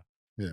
So I had $20 in the bank, literally $20 in the bank, and I had just come from my manager's house, and I was walking down the street, and my car was about a block and a half away, and I'm thinking I need to pay my phone bill, and my brothers have helped me out. A good friend of mine would pick me up from the apartment, take me out, buy the drinks, and bring me home, and that was out of his way. I can't ask him for money. There's nobody I can ask for money except Doris. Your And wife, your my current wife, my wife, yeah, not she wasn't my wife then. She was just somebody I had dated. right. So, and I said to myself, if I ask her for this money and she gives it to me, that puts the lid on the on the barrel about our relationship. So it took me half an hour, and I finally said, "Fuck it, I'm going to call her." I called her up, and I said, "I have to ask you a favor. Can you pay my phone bill, my cell phone, for this month?" Without hesitation, the woman said yes. She paid my cell phone. So I had a little bit money coming in so I could pay my rent and stuff. But other than that, I had nothing. So she paid it. And for the next 4, 5, 6 months, my phone bill was paid. Right. So we started really dating. She was living in Vegas and I was still in LA. She would drive to LA once every 2 weeks or so. She'd drive on Friday night after she got off work and come back Sunday. And this went on for a while. Well, finally, I started staying. Like Thanksgiving and through the holidays, I would go back with her and stay with her because there was nothing going on in LA at that time, Mhm. you know. So somehow we were having and I started making money again, so I was okay. So she had a TV and a bed that she got from a center, and I found out I didn't know that she hadn't bought it. It came from Rent a Center. And I added everything up. By the time she finished with that Rent a Center contract, she would have paid over $10,000 for that TV and the bed. I told her, call these people up today and tell them come pick up this crap tomorrow. Now. She called them. They came and picked up the stuff the next day. I went out and I bought her a bed and I bought her a TV.